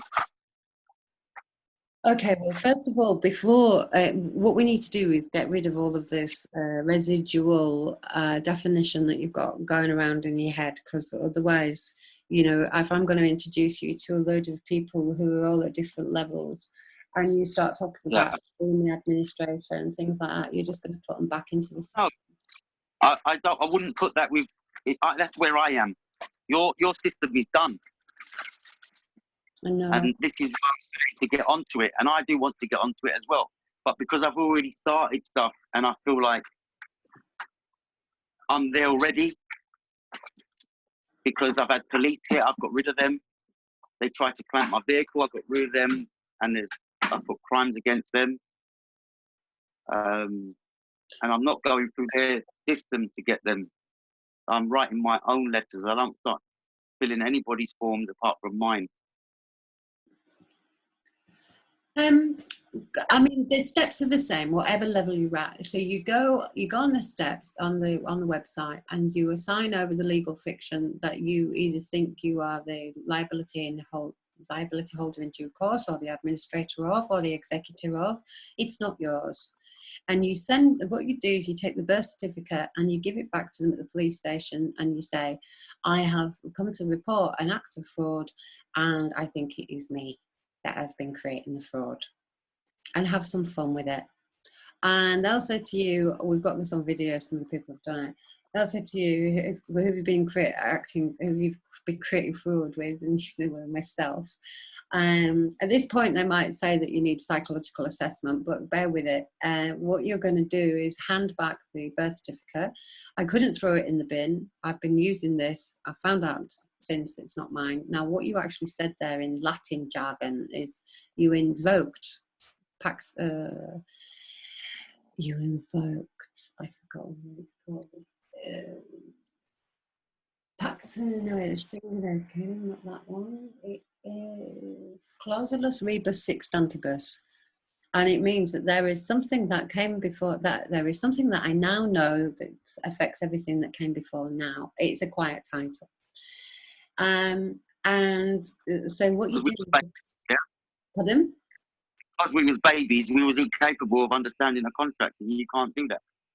Exactly. So you've invoked a standing in you that affects everything that came before now because you weren't aware of something. But now you're aware of it. Can you continue using that birth certificate? Because that makes you worse than you were before because now you're knowingly doing it. So yeah, see, the way I'm showing them is that I didn't ask for that. That was given to me. It wasn't given to you. Me. It really it's not me. It and wasn't I want them. you. You need to get rid of that. It wasn't given to you because that thing that you think you were given was given to you by. All right, it was given to us, but we was made to believe that is us through the doctrine of our parents. So how long is it going to take for you to say, right, okay, I know it's not mine, so why am I using it then? Oh yeah, no, I'll do that tomorrow. I'm not using it. I don't want it. That's why I was going to write to the Crown and say to remove that because that's not me. That's it. You just give it back. So you write on the birth certificate. Join thing, and I don't have to do it. It's done, isn't it? These are the steps here if you want to listen to how it's been done. So you write through the middle of it, failures to perform. You write on the back of it that all contracts, severed all contracts. Excuse me. And you The just, actual birth certificate. that's your birth certificate, yeah? Yeah, you write on it what you're saying, yeah? I just need to get some water, sorry.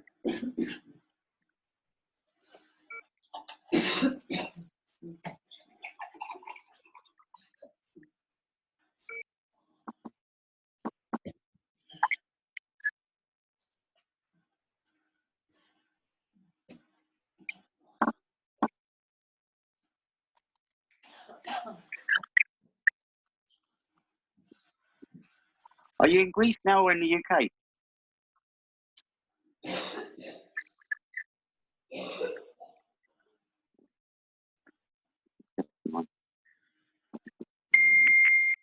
Sorry about that. Right, you are.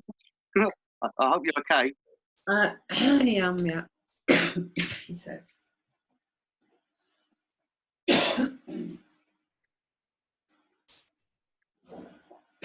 Right. Breathing exercise to get rid of all of that. It's I've been a bit ill actually. I wasn't able to do the one the Get other rid night. of that as well with the breathing. It's Believe it or not. I've just had colloidal silver and the antidote. I'm all right now, and a bit of spring water. I'm okay. Thank you. And that guy I said, the herbalist, because my dad is good as well, and he said colloidal, like it's very good. Right. So you write failure to perform diagonally across the front of your birth certificate, and then on the back, all contracts severed. Oh, whichever way you like. Put your thumbprint on it, and that's it. And I've been doing that with everything I do. I put my thumbprint on as my signature and my proof of life. Yeah, I mean, we had this as well. Somebody came and added a load of stuff to what we were doing. They told everybody to put by, double colon, first name, little letters, colons, and then your last name. None of that. Syntax and Postmaster General, all that kind of stuff. You're back in the Vatican system again. If you have a look at the Vatican itself, on the outside, you've got the colons. On the inside, you've got the Babel. It's their definition. If the live life claim thing, you've got a flag. You're back in mercantile admiralty law with a flag. Really went, and I didn't because you know that Mark Christopher, that somebody just shut him down. He's just taking money off people. Somebody told me he's charging 10 grand for the stuff that I've been giving out free. I was going to give him 4,700. He was doing a discount, and it was crazy. Like where the universe intervened for me, and where my car finance was finishing, and the balloon payment was 14,000, and they'd taken it on that same day. That was the last day to pay him. So I took a screenshot, sent it to him, and said, "Look, can we keep it for the next day, the discount?" And he got back to me 2 weeks later, just saying, "Have you sent the money yet?" So I said, "Well, you just give me the answer, haven't you?" Because I would pay to learn. This is me.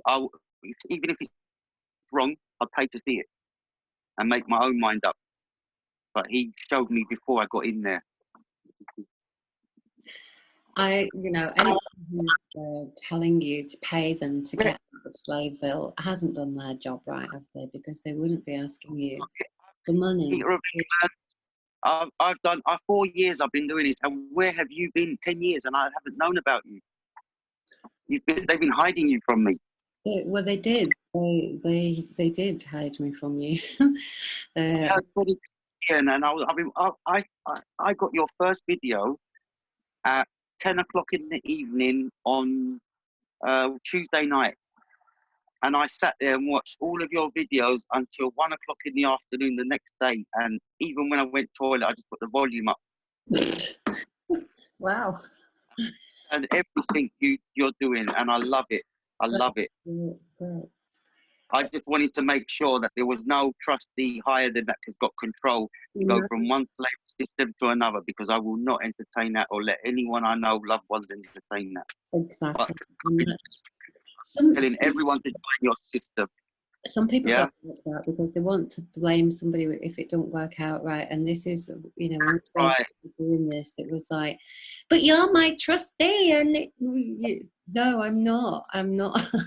I just gave you my world, right? I didn't need to do this. I've done this for everyone else in my world, and I love what you're doing because it's relieved so much pressure off me, because I feel I have to get it to my stage, show everyone, and then help them do it. And you've just saved me all of that, and I thank you from the bottom of my heart for that, because I feel so free now. That when people say, "What do you get out of it?" It's that you get another. That's what I get. And I wanted to come and see you because I went with my kids last week to save someone on the street. We got room let, and I got room empty. I said, "Why are we going to let someone live on the street one more night?" We went and made sandwiches. We went down there, and it was amazing. My daughter was crying. It was like, and the guy we went to save, he was like, but my brother's here. Because we saw people, we thought, we're not going to take a junkie or someone alcoholic. We want someone that's going to take it with open arms. So we went around, we come back, and me and my daughter, we confirmed, who should we go for? We went for this guy. When I first went, I got it all recorded as well. And you know what? I didn't know anything about this. I wanted to do this from my heart, and my daughters are like that as well. And then I come across salvage law. I was like, wow. So if I salvage a vessel in peril, I get rewarded for it. And I wanted to do that just for me. I didn't want a reward. My reward is seeing that person have a second chance and take it. And this is where I'm at, and I want to fly. And you're giving me wings. My wings they're being opened. Just talking to you. It's amazing. Everyone needs to hear this. Yeah, and share it. That's all I've got to say. It was very lovely to have you. All we need is a Proton email address. The reason for that is because if we send it 3 different ways. Sorry to interrupt, because I'm a bit excited as well. I've sent you it 3 different ways. I've been trying for 2 days, like And then you can get a Zoom link like this, and you can come on here and tell us how amazing it is that you've got rid of all of your liabilities and you're free to be the person or thing, the indefinable thing that you came to be, and all of the amazing things that you've done with it. I mean, there's quite a lot of new people in this group that are on tonight, but you have got a scattering of people who have done many amazing things, sitting quietly in the background listening. Has anybody got any questions, or does anybody want to share anything, or have a, any? All day. Can I just say where I got to, what my journey was before anyone, and then I'm finished from there. I'll listen to anyone. I'd love anyone to get on board with me as well. Okay. I knew I had a purpose from a child, like for animals, for people, and I kept getting dragged away all my life, and then distracted with business, and then I got the freedom, and I knew I'd come to this area for a reason, the way it all happened, and I was searching for that reason. Then I found out the last monastery that got destroyed from King Henry VIII, when they wouldn't accept his annulment, he destroyed all the monasteries to create the Church of England. And the last one was in my area. I was like, my hair stood up. And then I got to the Saxons, the East Saxons with the three flags, the three swords. So I researched that, and then I found my purpose. And it was a Saxon from Essex in 1605, I think it was. And he wrote a book called The Restitution of Decayed Intelligence. And when I looked up the word restitution, I said, that is my purpose, guys. There you go. Is to care about people and give everyone the knowledge that's been stolen or taken from them. That's it. That's my purpose. And I need guidance to do it the correct way. And you are the one. So anyone wants to say anything, and I'll put my email address if you want, contact me, and let's save people. Let's get people out of this system, wake them up. And now you've met the Viking that's going to guide you home. You know what? I believe I'm free. I've always been free. I've always been a free spirit, always. And always things happen for me. I know I've got guardian angels where I should have died many times. I've been stabbed in the back. I've had punctured lungs. And anyway, let's leave it for other people because it's not just me. Okay, cool. And your last name there, is that actually your last name? Is it, because that's Greek, isn't it? Yes, it's Panio. Theodulu was the, well, my mum called me Panio. It's the family name is Theodulu, but I'm a spirit being and I call myself Pan. Nothing more, nothing less. That other name that you've got up there, that's Greek, that? What other name? Oh, you've got, if you look on the thing, you've got two names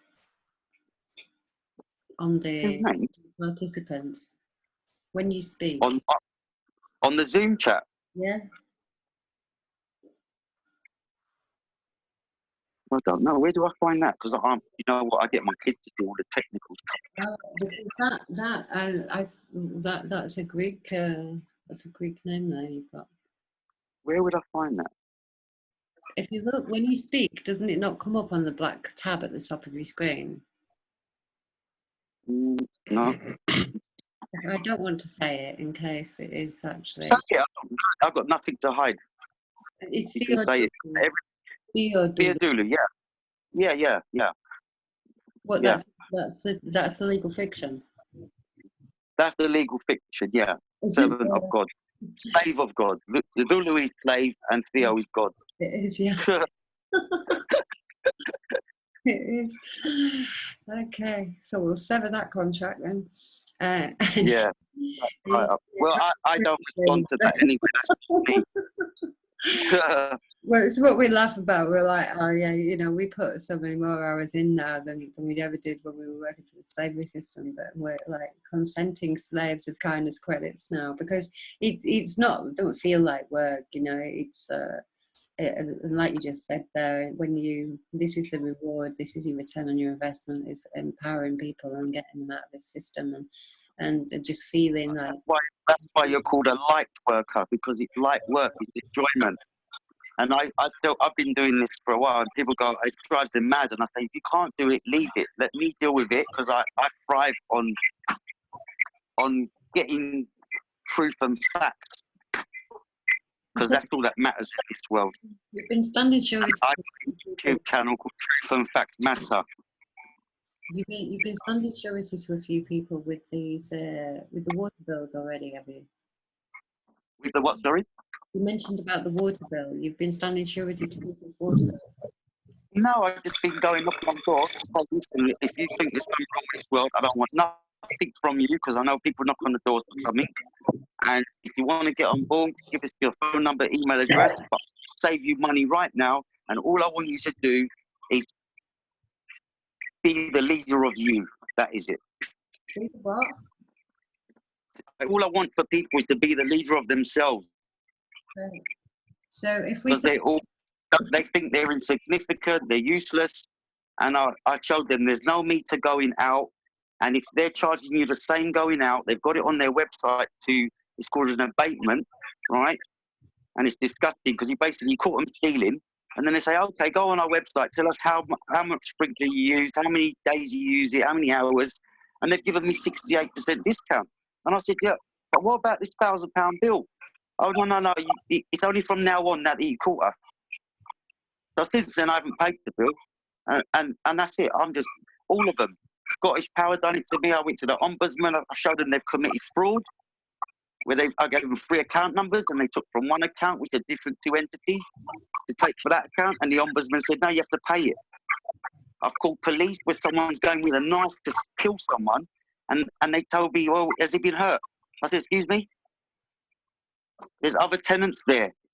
Well, if they don't want, call us if something happens. And I said, well, I need to go and protect the other tenants. And they said, if you go, you're going to be liable if something happens. I said, so you're telling me I could have 999 for nothing? Yeah, for a pizza. And that's what got me going. These things, and I'm like a dog with a bone. Don't push me down, because I was paid everything. Okay. Never went late on the bill, and now I'm not paying the bill.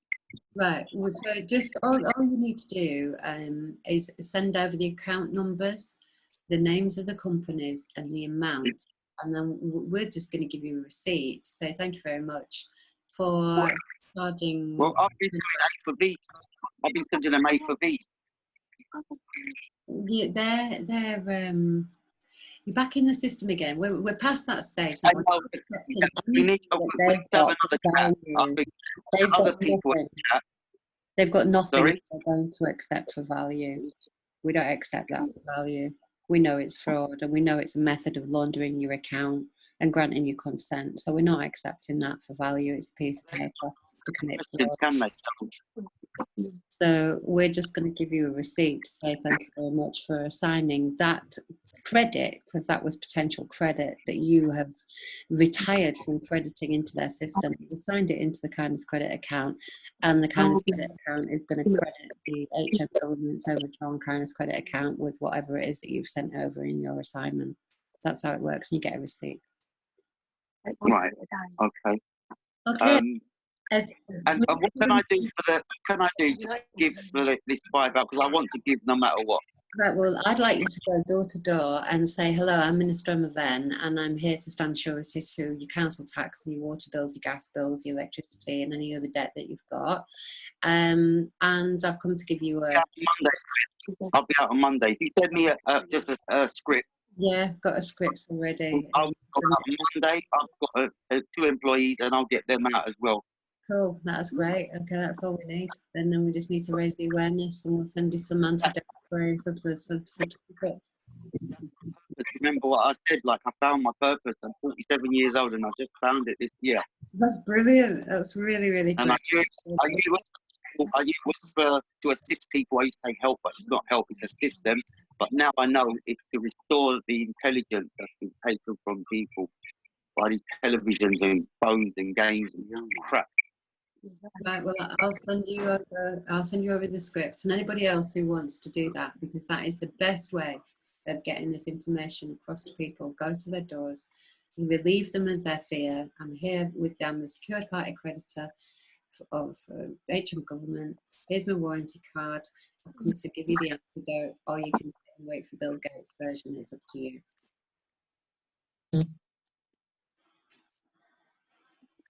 Right. Like, somebody else got any questions? anyone's got anything, is my email up there? No, My we're going to connect everybody together from the Proton email. So you'll get a Proton put the email.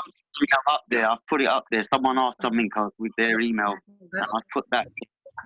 I've allocated you a kindness credit account now. We can safely say that you've assigned your consent, all right, and look forward to working with you.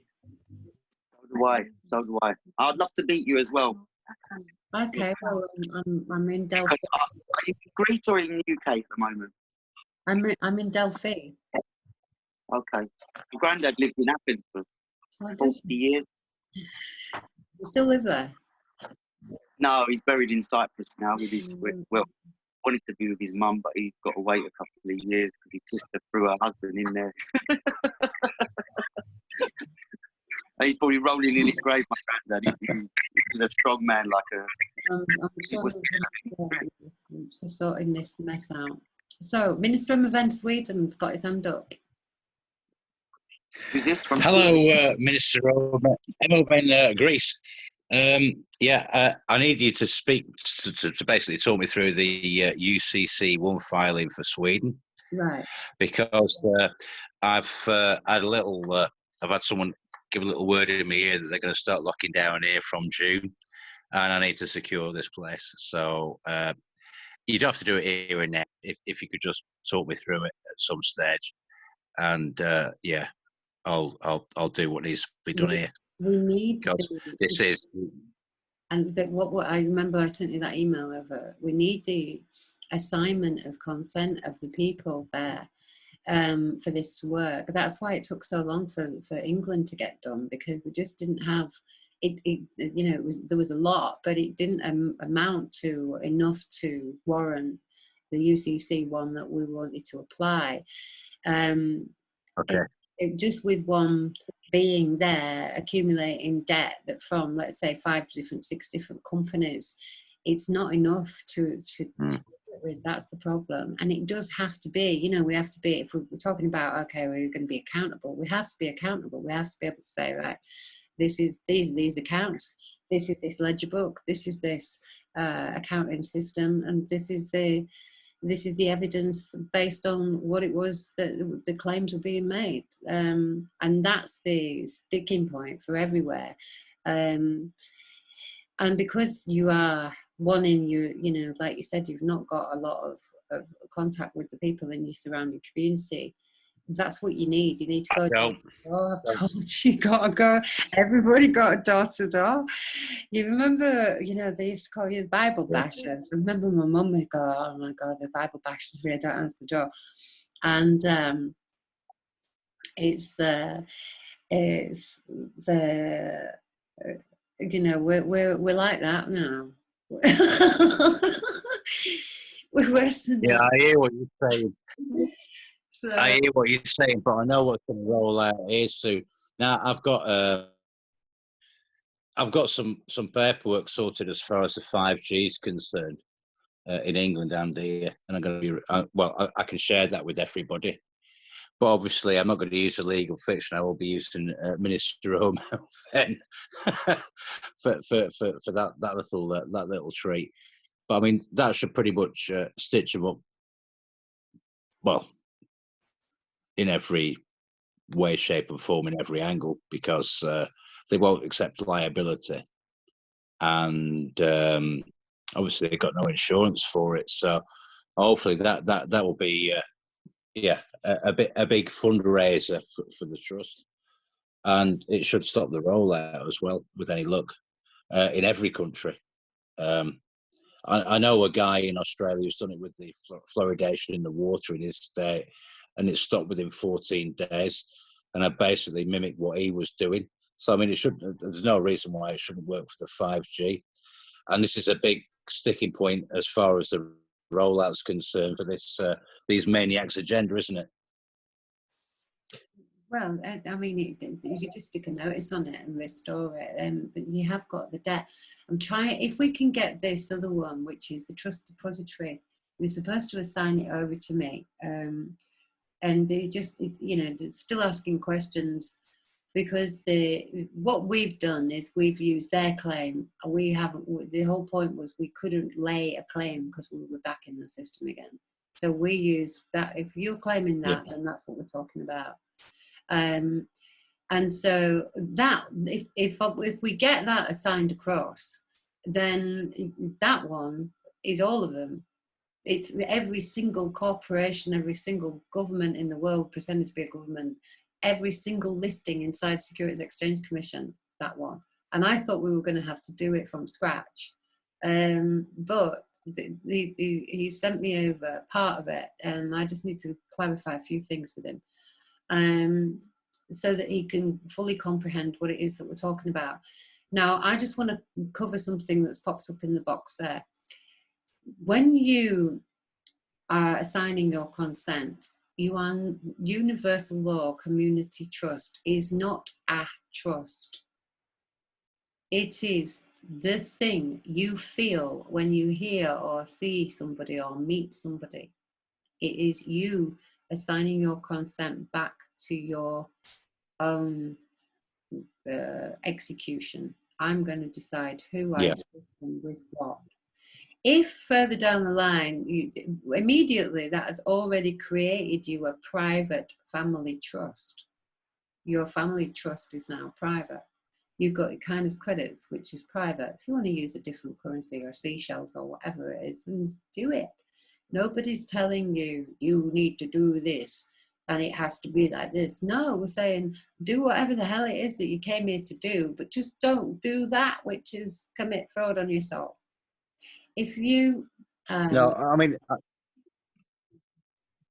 I am looking to set up a private undisclosed trust for myself and my family, and my daughter as beneficiary. But you know, it's I want to support everybody else. You know, it's I'm not here just for me. I'm here for everybody. This is why I'm here now. I mean, I woke up for a reason. I see the injustice. I can't even sleep at night at the moment. I've got to tell you, you know, it's I need to do something about it, which is why I asked you about this UCC1 listing for obviously this place, because I know what's about to roll out. Now I've got stuff myself in the pipeline, but I'm not here for me. I'm here for everybody. You know what I mean? And I want to help people. Yeah, it's not. It wasn't aimed at you. Somebody put it in the chat box to me, and that they were a bit worried to sign their freedom away for possible freedom. First of all, you haven't got any freedom. We haven't got any freedom. We're slaves. The trust that we're talking about is you saying, right, I trust myself to make the decisions. If you find, once you've discovered what it is that you have actually just got yourself involved in, that you think that, oh, fuck it, I'm going to use the legal name again, or I want to create a trust and register all my shares of the planet and its resources back into somebody else's definition, then you have got the right to do that. You, all this does is causes you to be in a position where your rights are reserved. And if you decide to pop out of that trust at any time and use that legal fiction, that is up to you. And even if you do that and you turned around and said, shit, look what I did, I'm not going to turn around to you and say, well, I'm not helping you. Because otherwise that would be, it's conditional, isn't it?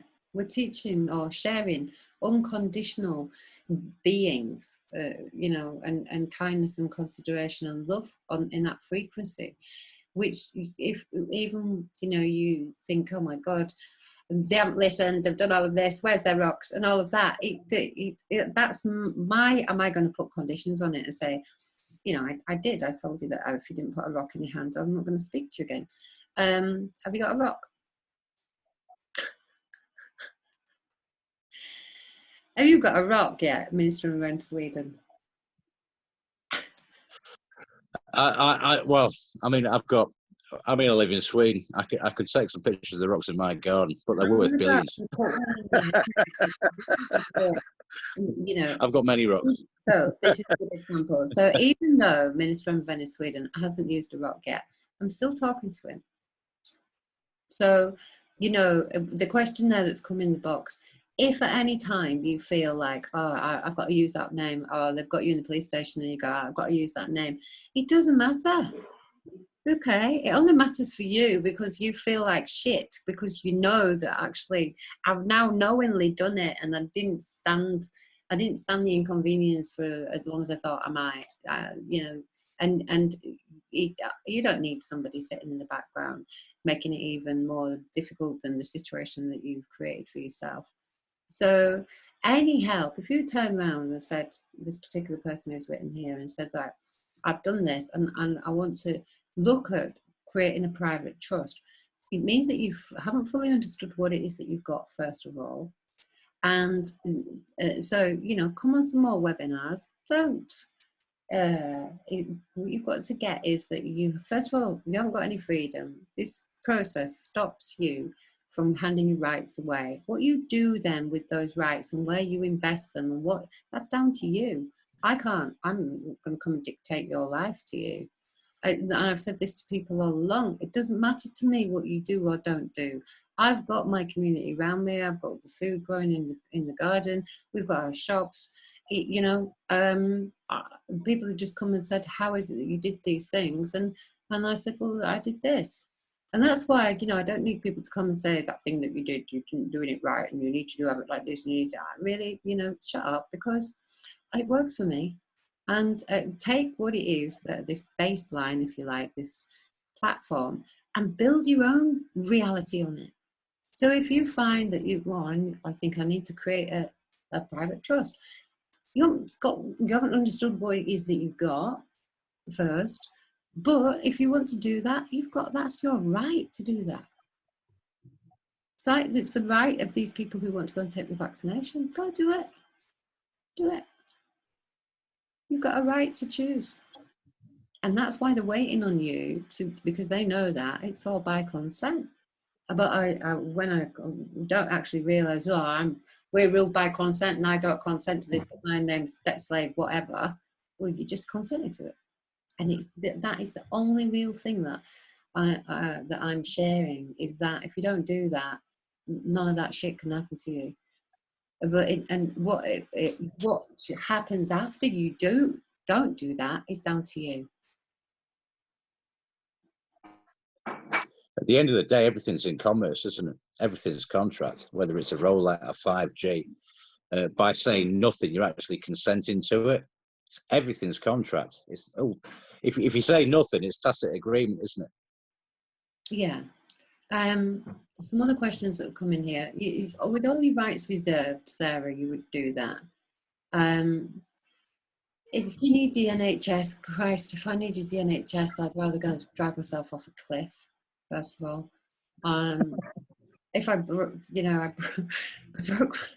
I thought I broke my ankle the other night, so my leg stopped working. I'd gone to put my weight on it, and I ended up on the floor, and I'm screaming and going on, and they're like, let's take you to the hospital. And I'm like, nah! It was even worse. the idea of going to hospital was worse than the badly sprained ankle. It wasn't broken, but it did feel like it at the time. But, if I've broken my leg, I'll go to the horse doctor, I'll go to the vet. For me, what I really specialised in was the bioethics law, for many reasons. And when you get into that was with Franco Collins, with One Heaven.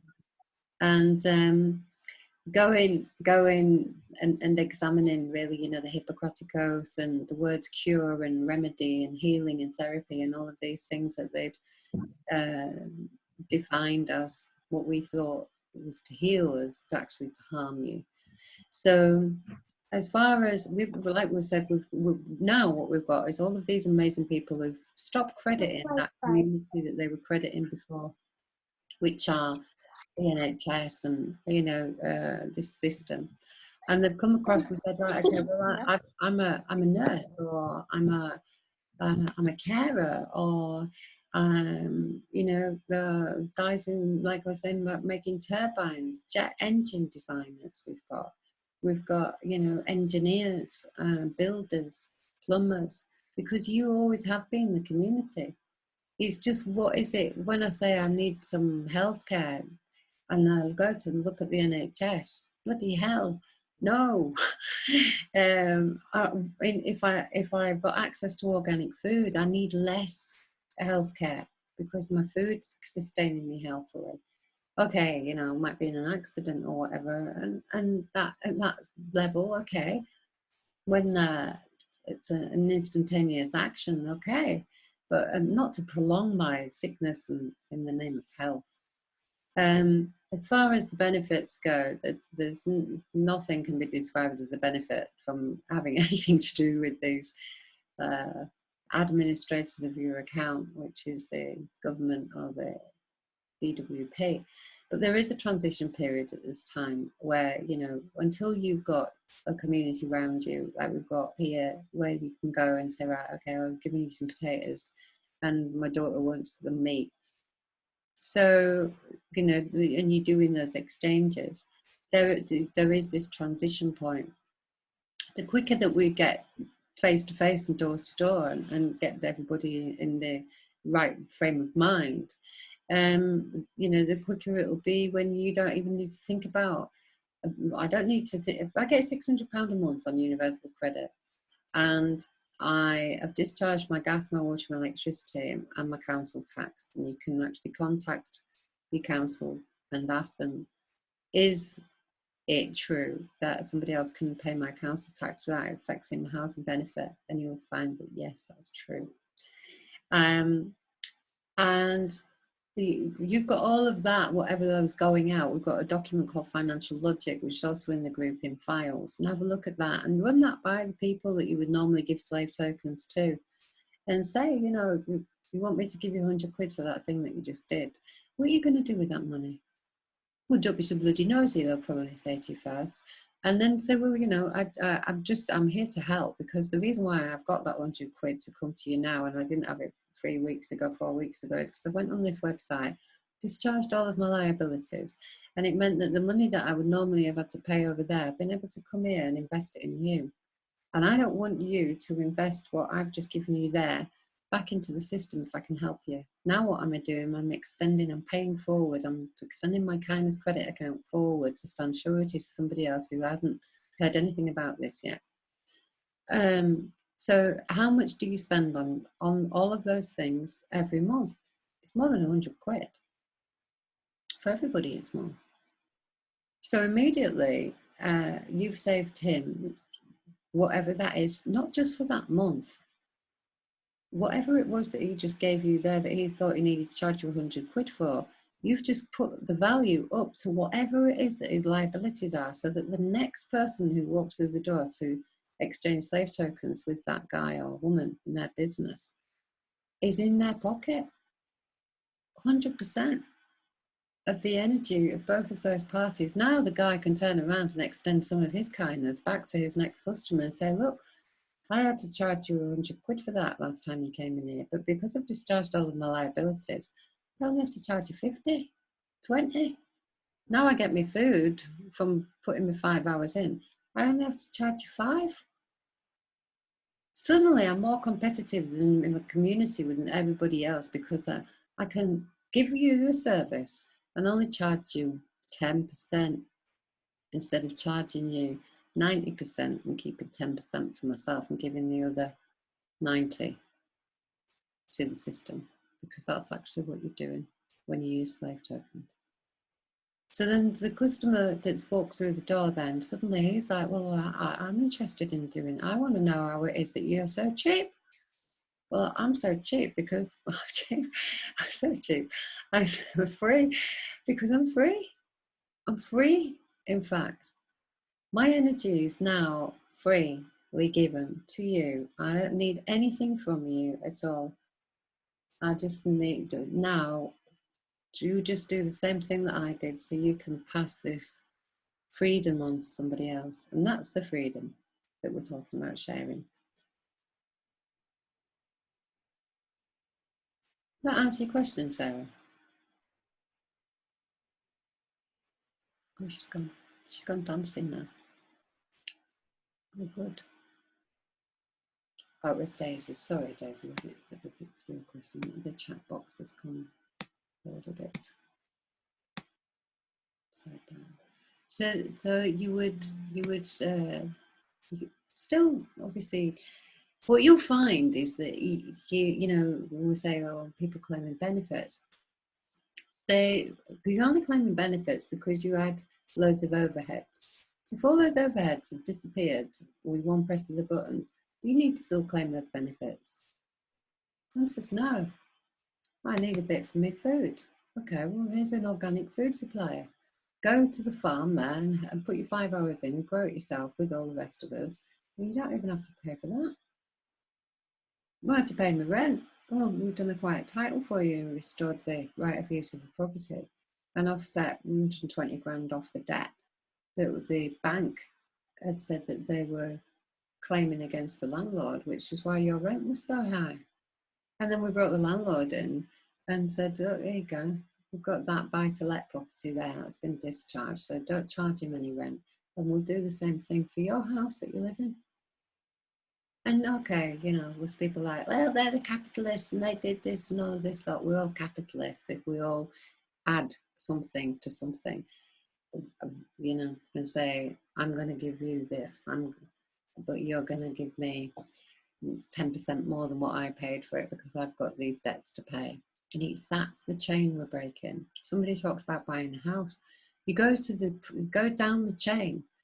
I'm going to buy a house off somebody, but they haven't got a mortgage to discharge. Okay, the chances are that the house you're going to buy this house if these people haven't got a mortgage, but the house that you're going to, perhaps that they're going to, so you can move into the other house, perhaps they've got a mortgage. Never mind you. Go to the next person. Well, the price of that property is only that property because it's got all of that mortgage on it. Yeah. Okay, so if we can discharge that liability for you, do you need to charge that amount to that person so that he has to charge that amount for that? You're breaking the chain. So slowly as you go through these steps now, you'll see, you know, that it's set out. People are like, oh, it's too confusing. I've got to give you everything because otherwise we'd have you turning around saying, why didn't you tell us that bit? It's all there for you to see. It's full disclosure. And then you decide where your level of comprehension is and start there. Yes, there is a pack that you could send to your landlord. We'll make one. It's just a very simple. It's already on the Facebook group. There's something if you look at Big Blue Asset Management offer of settlement, and you would give that to your landlord and say, right, Big Blue Asset Management, I'm involved with this trust, and they've said that they'll discharge any mortgages of any properties that any of the beneficiaries of universal law are exercising their right of use of. I'm exercising my right of use of this property, and because of that, I can give you this piece of paper. If you fill that out with your information, the trust will discharge it, but you can't then charge me rent for being here.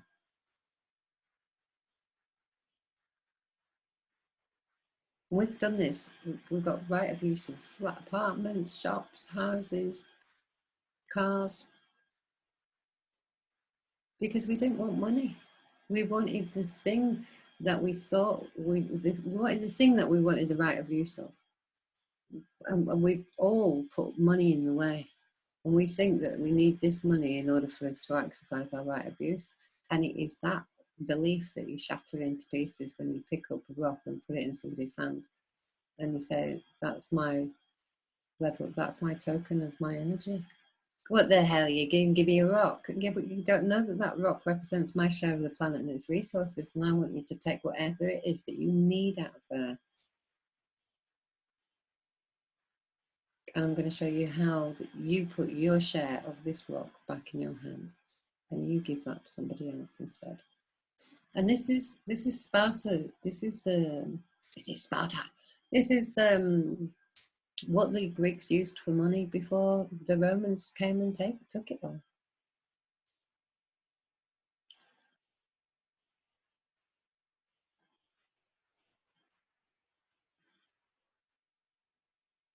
Bloody Romans, yeah. And bloody Romans. So we've just severed the contract and we've put it back to a time before the Romans. And all I can say, it's really nice. And you know, you meet loads of lovely people who all feel the same way and are free to share this amazing energy that they've got and all of this amazing intellectual property that they've got, copyrighted or not. And copyright makes me laugh because they haven't got a right to copy it anyway. They won't get any of it because it wasn't actually theirs. And so even when you go to the patents office, then you say, I've got this amazing idea, I'd like to patent it, please. Use the legal fiction, so it's not yours anyway. And then they change it 25% and say, oh yeah, we were creating this in China in the last 5 years and steal your intellectual property. So keep it in your ledger roll. Connect with the people who can help you make it happen. This has all been done by private companies, so we've organised ourselves.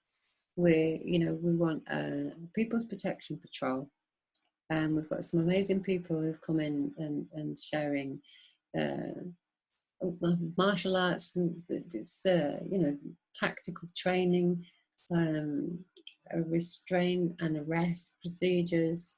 You get all of that with the universal law training. And so you know exactly what one of these agents, what level they're at, because you're fully versed in what it is that they've tried to define from the top to the bottom and the inside out. And that obviously gives you the standing. And you know, that's all you ever needed was with that restoration of the rights of the right mind. That's it. And that's the level that we're at now, which I'm very pleased to say. Thank the universe for that. Yeah, they do, Daisy. It's just saying about inventing headphones, and somebody stole her idea. Yeah, that's it. You know, all you need is the people around you. We've got some great people who've pulled all of their stock shares bonds now and converted it into kindness credits. Slave tokens converted into kindness credits. You know, the idea is that you leave it parked in an account and we issue kindness credits into our community, so that people can get the feel of actually using another piece of paper. What does it represent? If I want to turn it back into slave tokens, I can. Why would I? If I leave it over there, I can pass this piece of paper around, so that piece of paper, that energy that I've banked inside that fiat currency system that I'm not letting out, is now released as a different currency into our community that can't be used for bombs, weapons, or war. And nobody knows who put that in there because everybody's minister on the bench. So they can't gamble on it, can't touch it. It's just numbers on a screen. And the actual creation that comes off the back of the belief is backed by something of a kind frequency. So that's what we get to with these training. Is how to issue kindness credits. You can have a look at that. That's in the files in the Facebook group. How to issue kindness credits in my community. Very simple process. You're already doing it. You didn't even, but it's called Visa credit. So you go and you put your cash in the bank, take your card, and you're using Visa credit or MasterCard credit. That's why they don't pay tax. That's why when you go into a shop and you buy a gift card for 20 quid, give it to your sister or your mum, when she goes back in and exchanges it for an item, that company don't pay tax on that transaction because it was money exchange. Now run that through your business. What would your business look like? Would it be a private affair? Or would it be obligated to perform under legislation, under commercial definitions? No. If you had to pay tax or fines for running your business, what would you pay them with? Rocks. Why? Because it's my locally, legally accepted tender. That's what I accept. And even if nobody else does, I actually sit in these cafes and I change the money in front of them. And I put my rock on the table and they're like, what are you doing? Immediately. Well, that's my money. Did you not accept kindness credits? What the hell is that? What the accept kindness credits?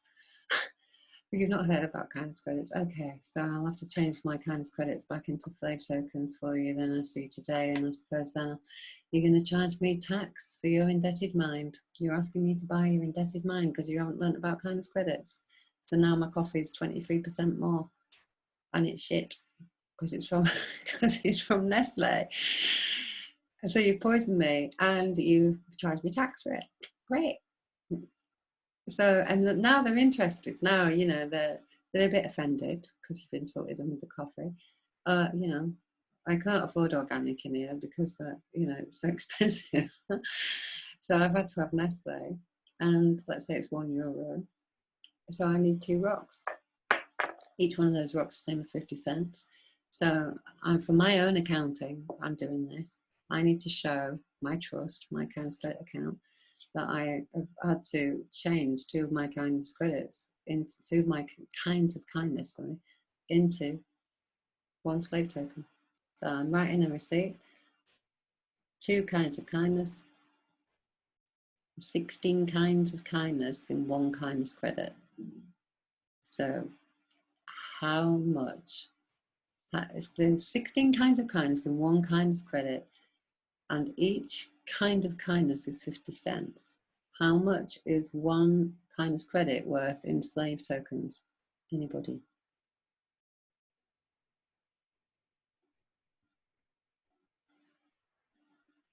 Should I do it again? Is that a pound?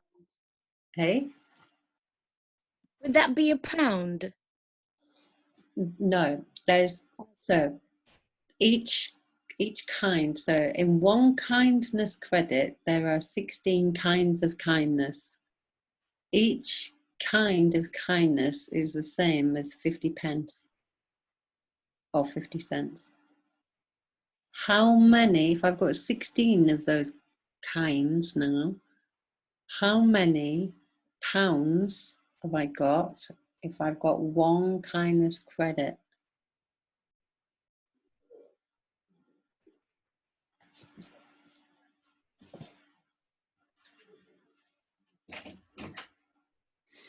Is that 8 pounds? You got it, bravo. That's it. It's £8, right? And the reason why it's £8 or €8 or $8, it's all the same slavery, is because they use fiat currency is 10 to the power of 10. So there's 8 being laundered, and there's 1, so it's 8 hypothetical ones plus the token. So let's say I pay £1 into the bank now. The bank are going to create, because I'm using debt slave currency, that creates 10 accounts. And the reason why they're accounted for is the one that I put in, plus the piece of paper, the receipt of the transaction, and then 8 others created for hypothetical fiat currency banking system, Federal Reserve. Each one of those then can create 8 more. And each one of those can create 8 more. But there's always got to be 1% plus the paper. So then they gave us the paper. So now we've got 2 pieces of paper. And people say to me, you know, she's asking us to buy things with rocks. Well, the Bank of England was bought with tally sticks by the Rothschilds. So, you know, don't scoff at something when we're all passing pieces of paper now around, and we're not even doing that. We're using pieces of plastic with hypothetical credits on the screen, pinging around between online accounts. And that's why it's so important you have that rock in your hand. Nikki, I want to talk to you about all these people that have just come through from your area. Are you free tomorrow? I certainly, listen, I'm falling over myself. I'm free to talk to you whenever. I'm available. Okay, this is great. We're all free. And it's just about that app that you talked about that you've got and how we can adapt it. And you've got, I don't know what you've been doing down there, but there's about 15, 20 people came on today from your area. Really? Yeah, I haven't said anything. and Hand on nothing. my heart. I haven't said anything yet until I have grasped it. So I don't know where they're coming from, to be honest. Must be the universe has heard us. Yeah. So anyway, I'll connect you with them once they've done their assignment and everything, and then we'll talk about this app, because I think because you've already put all of this hard work and effort into doing this, exchanging with these people therapy, and it is exactly the same process of being able to do direct exchanges. We don't want anybody, not me, not anybody else, intercepting the exchanges between people. It has to be clean and it has to be direct. At the moment, it's all coming through to us because you have to go on the website and put your information in there, because people don't want to put their details up there. Was a very good point made today by one person who'd said, you know, don't want all my information listed on the website. Of course you don't want that, and that's why you've got a Kindness Credit account number and brief information about what it is you offer and where.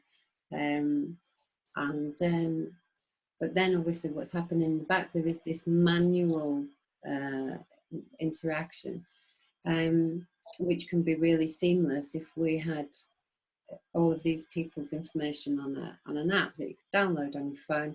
What area are you in? Well, today I might be in Oxford and I need to see who's in my community in this area. And so you put your 5 hours in, and it's that releases the other people's information to you by you putting your 5 hours into that area. But at the same time, we want to be able to do international and national exchanges. So Can I interject slightly on that one? Because I'd asked Karen, and you know, true to the honesty and transparency of this trust, she kindly said to me that she would rather you answer the question, because I was saying to her, my daughter last year had started a business, a natural hair business, and she does natural like colloidal silver and all of those little things that she's done. She's very good on that. She can tell you off her head what is good for this, what is good for that. So she's, you know, I've helped her with that aspect of the business. So that business is up. So I said to her, the best thing you can do is to transfer it under the Kindness Credit system. So I said she needed to do the account as per the instruction given, and she's done that, but she's in Atlanta, Georgia, and she's done it, and she's gotten some information she's not quite sure on, but I wanted to know for my family members. So the question is, my family members are sporadically placed between America, Jamaica, and Nigeria. Is it okay to bring those people under the trust? Because, or is it okay to tell them about, I don't know how to go about it, essentially. That's what I'm saying. How do I then maneuver that? Right, well, that's the family trust is family trust wherever it is that you are. So all that you're doing is the only thing that we need for each account number that we issue in the Grand Ledger is it has an exemplification role and an account number with it. And that's attached actually to your email address. Okay. So if you've got, although you're going to have 4 different accounts, let's say, the actual accumulation of those is inside your family trust. Okay. Comprehend. That's fine, because I was going to say to you as well, I digress slightly. I was going to say to you as well that I'd created three platforms. So there's another one called Very Bob, and that's literally like YouTube, but not YouTube, where you could honestly put all your honest videos on. So I'd created that a few months ago. I just need to do a few little things with that. So there's a few stuff I wanted to talk to you about. So I'm really, really excited to really talk to you tomorrow, because there's a lot. So what time's a good? Well, okay, we'll put it in the chat box. When's a good time for you? And Anytime. I'm really I do a lot of reading, so I'm going to my bed early tonight, but I do a lot of reading, so I go to bed late, but I'm going to go to bed early tonight. So from about 11 onwards, I'm available. Okay, love. Now my phone's working again because the poor old police didn't like that, and they chopped my connection off, and they Wow. stuck my roaming. Yeah, so we had a couple of days where we were struggling to communicate. Anyway, we got it back on. So I'll call you tomorrow. That's fine, my love. That's fine. Lovely. That's lovely. Has anybody else got any questions or wants to say anything or tell us about anything that you've got boiling away in the background? Is everybody good to go? Hiya, I was going to ask you about the 5 hours you can do a week. Yeah, I put you so- down. I put you down for building. Is that not Oh, right? no. Yeah, that's fine. But I was talking to, is it Martin? I can't remember now. Was it Martin? The other fellow? Yeah, so the way I see it then, so if Martin needs something doing, I went over there and done it, that would count as such. Yeah. Yeah, simple as that. That's easy enough, isn't it? Yeah, that's it. And so I just have to find something for poor old Martin to do.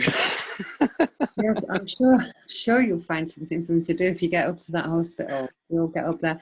And also, I mean, ideally, what I'd say to Martin is that, you know, I'm going to bring you some seeds and you can grow me some food. Cara's been doing some amazing stuff. She just got all her friends together and said, right, let's all organise buying bulk seeds and then putting them in everybody's windows and setting them off and then taking them to all the farms that she knows and then bringing their food back and putting the rest of it in these organic boxes.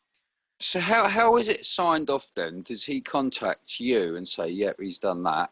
Or do you just do it yourself? How does that work? We'll know, won't we, if you've gone and done anything, because there'll be a project there. There'll be photographs of you and Martin standing there with big smiles on your face outside of a police station with the restoration of rights with the creditors in the back. And a couple of police sitting in your van. So can I do this? Because obviously I've got a lot of clients, you know, and they you know, we've built up the trust for the years, and can I just do that with them as well then? Yeah. Yeah. So I can literally go and do their work and go to them. Basically, you don't need to pay me. Yeah. You just need to do this, and then do the same for your next person, you know. That's it. Yeah, exactly. Or they can go on your site and do the same thing, discharge all their debts. That's it. And then nobody has to charge anybody anymore for anything because they've got no... Easy peasy. Yeah. Right. I love it. Brilliant, Shane. Thanks. So, Shane, have you... Thing is, like I say, you'll end up... If you end... Go on. Hello? I didn't say anything. Sorry, somebody else must have... I was listening.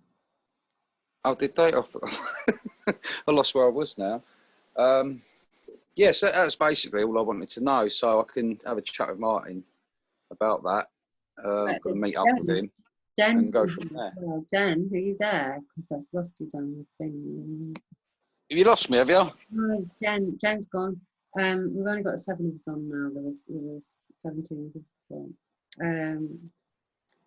On your email address, you've got JR. Yeah. And no, that's for the hospital. Really want to get something going up there because we've got the people now to make that happen. And if you can get up there to meet Jen and Trevor as well, and just go and have a look at that. We need a proper assessment doing on that so that we've not got I can then go to, let's say, a building company, building suppliers or whatever. You can even go there and speak to them about it. So we can say, right, well, we need what normally would cost 20,000 slave tokens. What are your overheads? Have we got, has this company got enough overheads, or do we need to go to 5 different companies and spread this about? Not Travis Perkins and all that kind of stuff. Going to these people who are really struggling at the moment and just... Yeah, the smaller building merchants, yeah. So, but obviously we need to assess it. We need to properly go and take a proper look by people who are skilled in that you know, area, so that we know exactly what it is that we're going to these companies and saying. Because it's, you know, we don't want to be going, well, it might be this, it might be that. No, this is what we need. There's so many of them we need. This is, you know, proper assessment. Yeah. So that would be great if we could do that.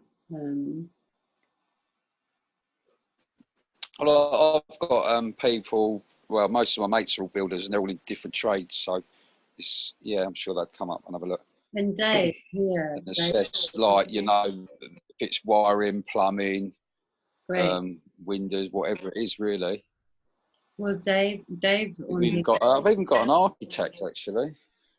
that'd be great. You see, you've got it all. And this is people are, you know, we were talking with one guy, he's got a cleaning company, and he's like, oh, and I've got that, and I know these, and I know that, and then I've got a guy who's got some glass in there, you know, like huge pieces of glass to build greenhouse with.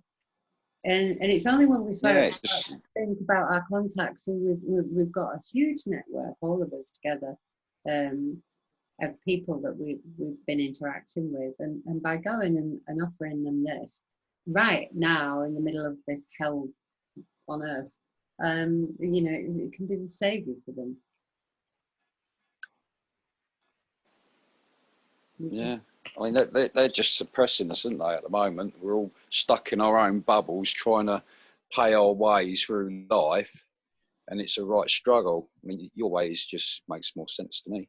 That's it, and and this is the way out. And then you realise that the only door was the one that we were creating in our own mind. There's not a door, there's not a wall, there's nothing stopping us except our own. All right, it's that stupid bit of fear which you need to lose, isn't it? And just, you know, these people can't do this to you. So you discard it. It's not mine. That fear doesn't come to me. It's not a belief that I want to pick up and call my own. So I've put it over there. I've given it back to the copyright holder of that belief mechanism, and I've picked another one up. And I'm looking down this instead, and it looks completely different. And it really does, you know. And that's the bit that we can't do for you, and nor would we want to, or would I want, because that's your bit. You just need to be able to be in a position where you feel confident enough to be able to say, do you know what, I'm going to put this to the test, and I'm going to see it, you know, I'm going to have a first-hand experience. I'm not going to buy somebody else's hearsay third party, and then I can turn around and say, I did this and that happened. And that's all I'm saying to you. I did this, and then that happened. That's it. Do you know what I was going to ask you as well? Is there anything I can do with the EA? Because quite a lot of us around here have got riverboats, and they've done it twice to my mate there. He's like in his late 60s, and they've opened the flood barrier, and haven't warned him of it, and it sunk his boat twice. Bless him. So I spent last night getting his boat back up from Davy Jones' locker. But you know, he pays all this money to have it on the river, and they're just not. They're liable for that, surely. We need. This is what I was saying about setting up our own organisations. We need our own body of organised people who are going to go and do the jobs right. These people, you know, they're not trained. Yeah.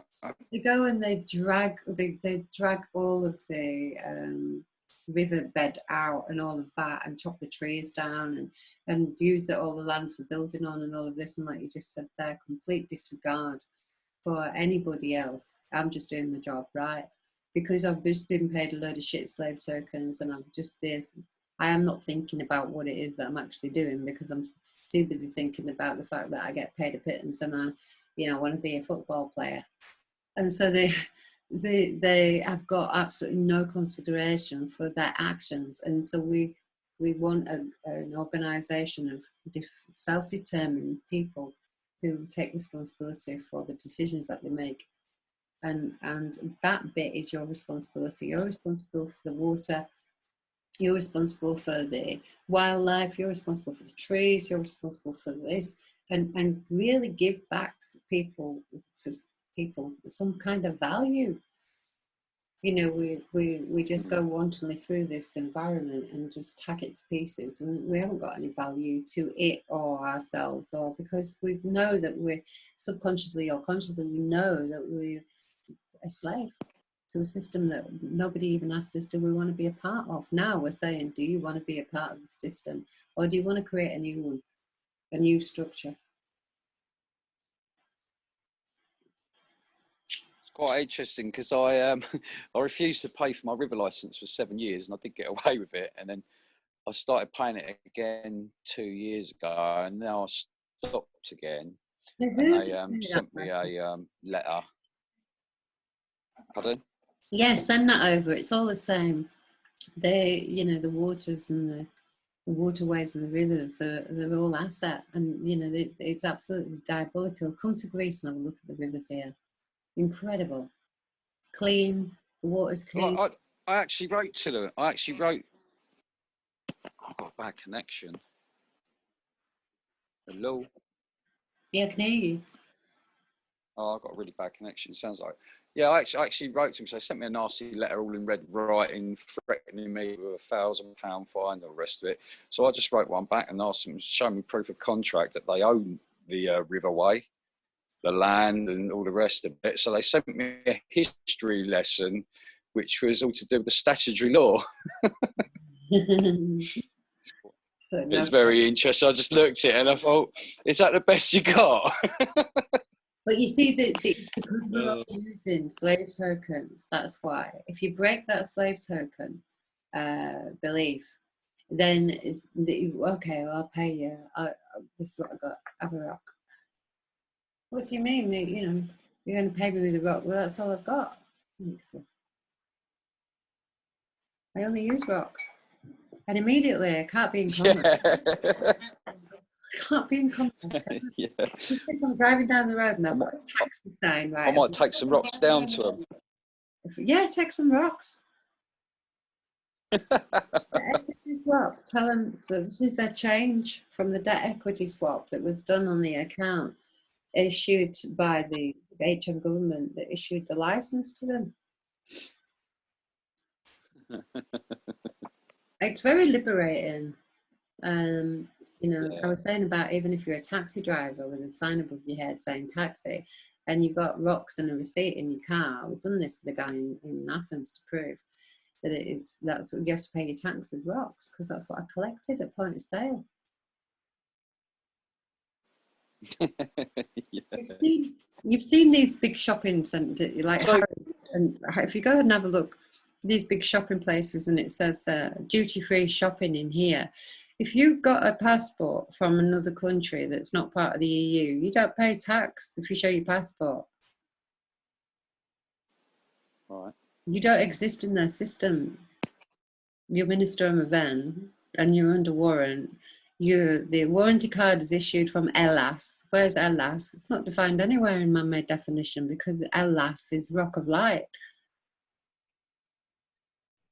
We're taking all of their definitions away from anything that we've got anything to do with. All their presumptions and assumptions. Yeah. I'm going to make a presumption and assumption. Let's make a nice one. That's what I've been saying to people. And people are. It's very nice. Got some really lovely people making really lovely presumptions about what restoration of rights looks like, for example. So I'm going to go now because it's 11:30 at my end, unless anybody's got any more questions. I'm all good, thanks. Thank you. Thanks. Oh, actually, can I invite some other people? Because I've got a few other friends where we talk about this stuff, and they'd like to come listen to you and chat with you. They just need, if you get them to have a Proton email, because if we share this link on anything other than Proton, it'll just get hijacked. Nobody will get in, and then I'll have to go and create the link again for thousands of people. Okay, so I'll get them to get a Proton, and then I can send them the link that I've got. Can I, sort of thing? Yeah, and that goes for anybody. Yeah. Yeah. Bring anybody in. Excellent. And The more that wakes up quicker, the better. It's just down to you doing it. That's what wakes them up. You know, like I just said about going in the shop and saying, I couldn't come here a few weeks ago, but now I've got 100 quid. because I don't have to pay 100 quid for the electricity and the gas. That's the transition point of the converting the slave tokens or the energy that was trapped inside the slave tokens into kindness credits. You can come and invest them in your local community because you're not going down the supermarket because you've only got 20 quid to spend because that's all you've got left for the month. So you have to go, you know, and buy the shit that Sainsbury's is selling at the end of the day. Right. Any more questions? All right. Thank you. Speak to you later. Yeah, thank you. Right. Yes. Good. I'm glad it's becoming clearer. And by all means, keep coming on until it's, you know, we were doing this before before I make the first step, but there is that many of you now. It's if we just bring you in with the other people that have already been doing this kind of things, and ask any questions that you want. Sometimes I'm on here, sometimes I can't get in, but there are other people that will host it. Which is good for them as well because they get an experience of where their standing is too. So yeah, Thursdays, Sundays, and Tuesdays, and I'll speak to you tomorrow. Nikki love. Oh, we've got somebody new. That one I haven't seen you before. New Kemetic. You've just called my name. Did you need me? Sorry. No, darling. I just said I'll speak to you tomorrow. That's all. All right. Sorry. Yes. See you tomorrow. Okay. And love. New Kemetic. Have you got anything that you'd like to share with us?